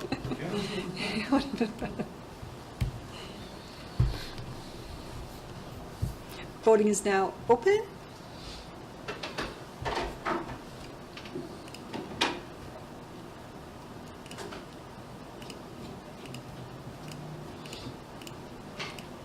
Voting is now closed. And the motion is carried unanimously. Thank you very much. All right, moving on to our next piece of business. Kentville Business Community have requested funding for the Kentville Business Community for access to the $25,000 funding for special projects. Councillor Savage, or Deputy Mayor Savage. I had one other thing. Oh. But it's not. When I voted in the Wildcat, I hit the wrong button, and I don't want to say that I hit the wrong button, but I hit the wrong button. Okay. So I don't know if I can change that. If I can't, I can't. It was, the main thing is that it was carried, so that's fine. Yeah. But I hit the wrong button. If we're on KBC. Yeah, we're on KBC. Yep, Sorry. okay. The 25,000 that we have, it's separate and apart, right? Like, we have it for them now, correct? Correct. So they have their core funding, which is Right. approximately 80-some, probably 80s, $90,000 yeah. now. 90,000. Yeah, $84,562. Is that this year's number or last year's? That was when the special. Yep. Right. So this is above and beyond. And then they have the 25,000 for the facade. That's within. That's included, Right. okay. And then this additional 25,000, which we as a council gave them permission to come back to us to use for special projects, but to come back on an individual basis. Correct. Okay, That would yeah, be I my just wanted to. understanding, Yeah. Yep, okay. Councillor Andrew.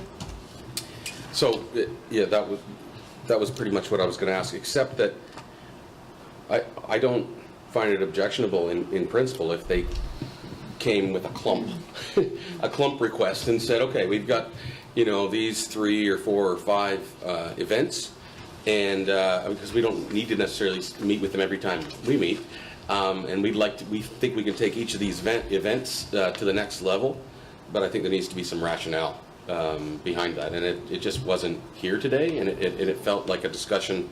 It felt like our previous discussion didn't happen, or wasn't acknowledged by the group. So. Okay. Councillor Maxwell. Did we see their budget for this year? We haven't seen it yet. No. I would kind of like to see their budget, the $84,962, and see where that's going, and then look at the $25,000. I'd like to know a little bit about why we need that in addition to the core funding. I don't understand why they're asking for more funding in addition to the core when these are same activities that we've done before. So I just kind of like more detail in the budget, and I'd like to see their budget for this year, too. All right. So I do have the numbers, the proper numbers, because when we redid the funding agreement, we had the numbers at the back. So each year, it actually goes up. So this year, it would be $86,676.56, and then plus the optional $25,000. So one of the things that I'm finding lately is that each time Zach comes here, I'm not sure if he's coming with a board decision or an individual's decision. Because it doesn't, to me, there doesn't seem to be a clear voice that's coming across. You know, the last time that he was here asking for some special funding, we had a list, a whole hockey sock full of projects that we were going to see and special events that we were going to see from, you know, happening from this events group, and none of it has materialized. And it just seems like they're trying to grab this 25,000 and put it in as operating. It really should be earmarked for special projects, and you know, if not, then perhaps we go back to what we had before, and that's that it becomes part of the facade program. I don't know, I'm really not happy with the presentation or this ask. It just doesn't compute when you look at all the information that we've been given from them. Councillor Gerard. Your Worship, I would like to make a motion that we reject the request, because this was not the agreement that we had with them. So basically, the first time that they've come and said, we've got a use for this $25,000, and it's exactly the same events that we've had for the last 4 years, and that to me was not what this money was earmarked for. Did you have something, CAO? No, it was just, no, I don't. Okay. Thank you. Okay, so I've got some lights coming on. Do you want to talk before the motion, or do you want to go ahead with this motion? So we have a motion to reject the request. Yes. Do we have a seconder? Do we have a seconder? Do we have a seconder? The motion fails, no seconder. Councillor Maxwell, you were first on the button. Yeah, I don't object to giving them more funding. I just want to see where that funding is going. Like, how much did you spend on multicultural last year?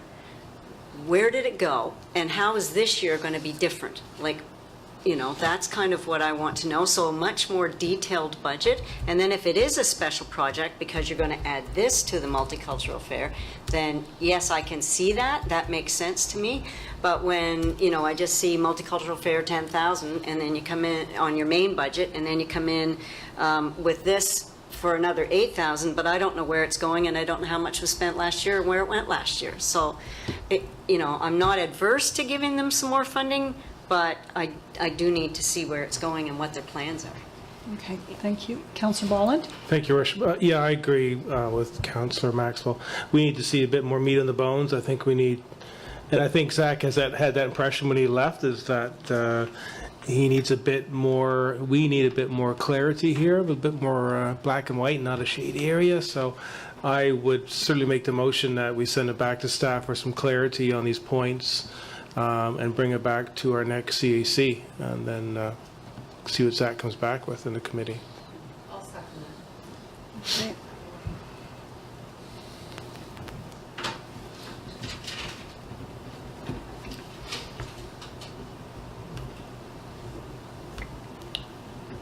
So we're sending it to staff for more detailed financials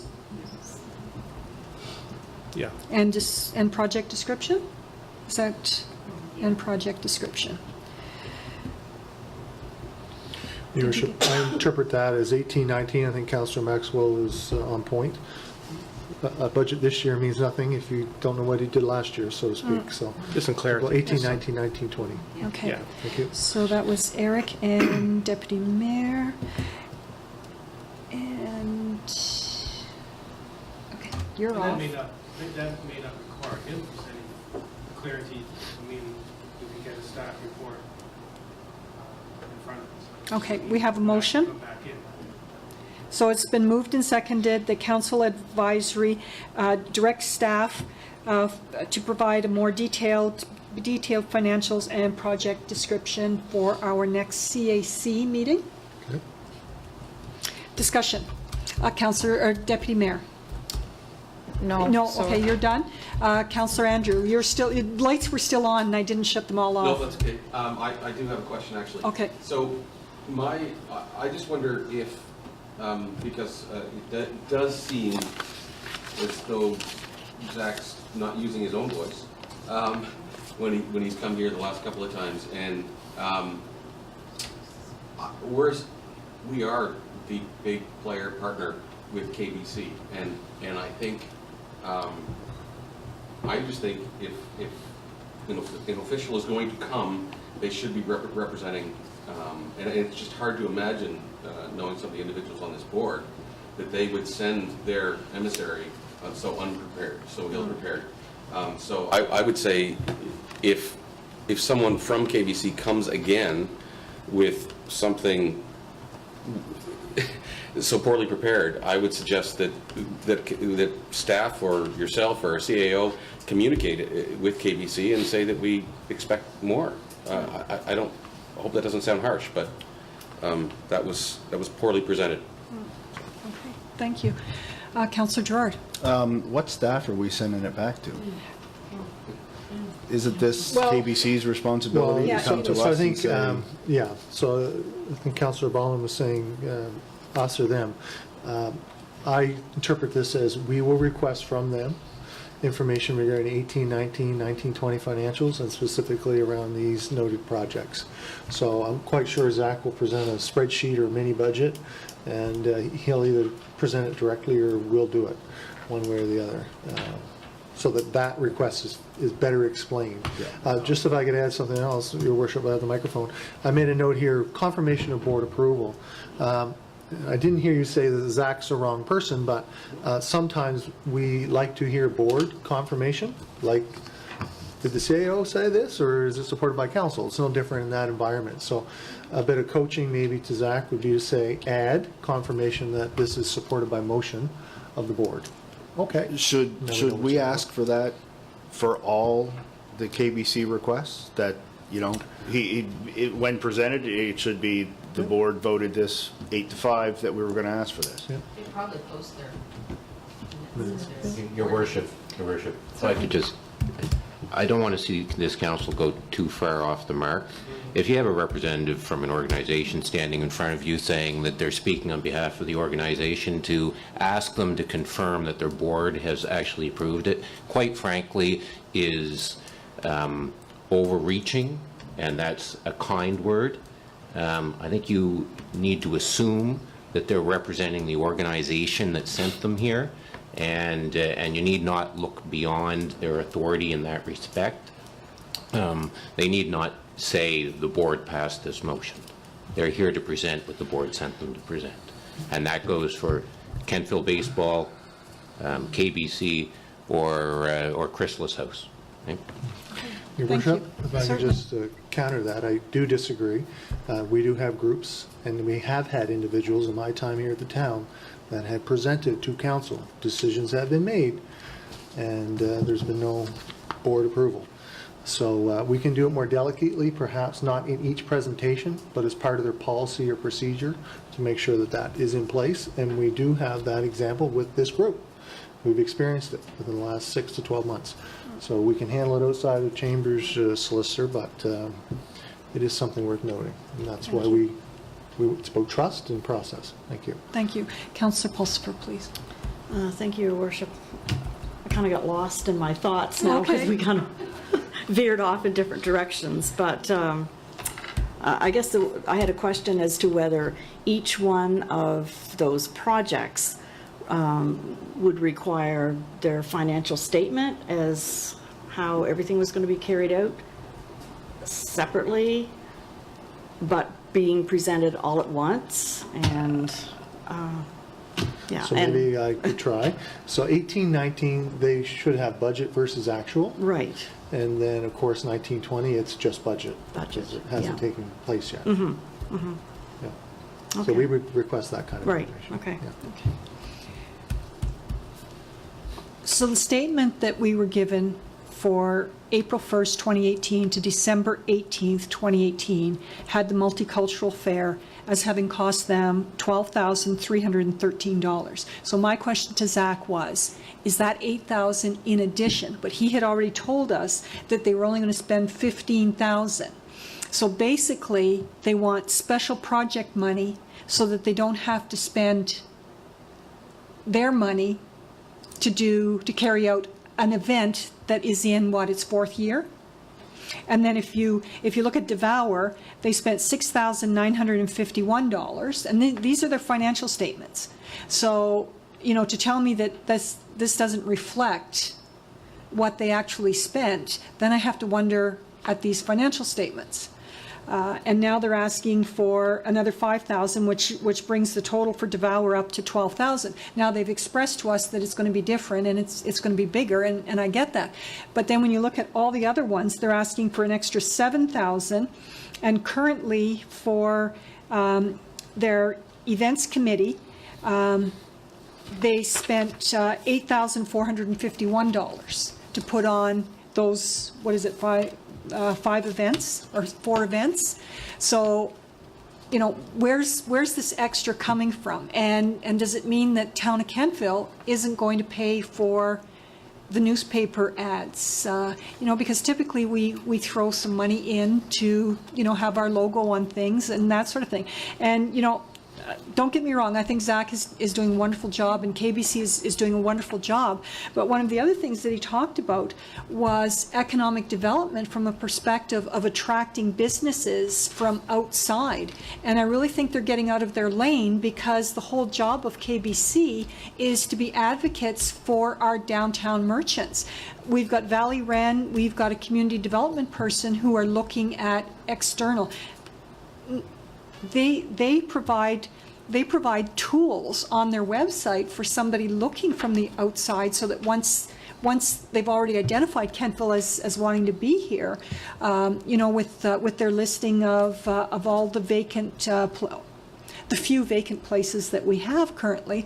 So I just think that they need to stay in their lane and in the lane that they're funded for. And economic development, going out across the province looking for people to come to Kentville, is not their lane. They are advocacy for our Kentville business community, and I think that that's where they need to apply their horsepower. The other thing as well is that advertising and promotion, they had $650 attached to that, and now they want $5,000. So, for their marketing campaign. I guess I'm just not, I'm not comfortable with it at all. But those were just the real numbers that they presented to us in December. So we do have a motion that has been moved and seconded. So are you ready for the, Deputy Mayor? I think all your points are valid, Mayor Snow, and I'm just hoping that can somehow be conveyed to them, whether it's through CAO Phillips or whether it's through Lindsay or whoever. All right, are we ready for the question? The question is on sending this to staff. That's for further information and to be represented or revisited at the June CAC meeting. Perfect. The council directs staff for more detailed financials and project descriptions for 2019-2020 events. Yep. For return to CAC June.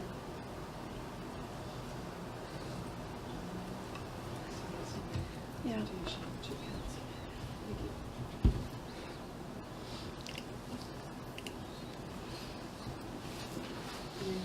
Yeah. It's okay.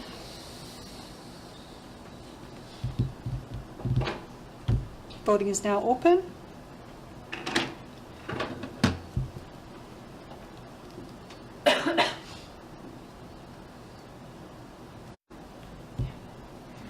Eric?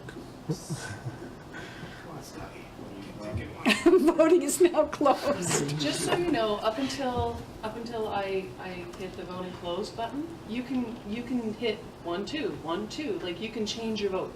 So yes, if you voted once and then you think, oh, I've made a mistake, you can press the other one and it will save your last vote. Oh, okay. Just so everybody knows. Until it's closed. Until it's closed. So Voting is now closed. Voting is now closed. All right, and the motion is carried. Thank you very much. All right, our last piece of new business is from the Audit Committee appointment. So we have a recommendation that Council Advisory recommend the following Citizen Committee voting members to the 2019-2020 Audit Committee. Ms. Susan McDougall and Lynn Ann Cutler to the May 27th Council meeting for approval. So moved. Second. Thank you. And they do come to a 2-year term, but we re-up them on an annual basis, just like all other committees. So is there any discussion on this? All those in, oh, never mind.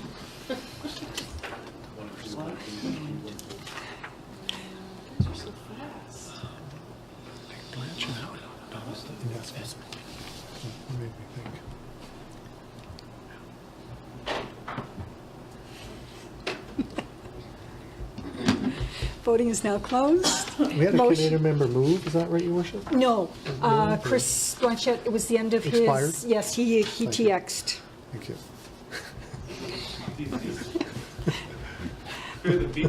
Yeah. Okay, the floor is now. He's done, expired. Yeah, time expired. That's what it means, yeah. Okay, no public comments. We have no in-camera. So there being no further business, is there any further business? Motion to adjourn? All right. Second. That was fast. All those in favor? Motion is carried.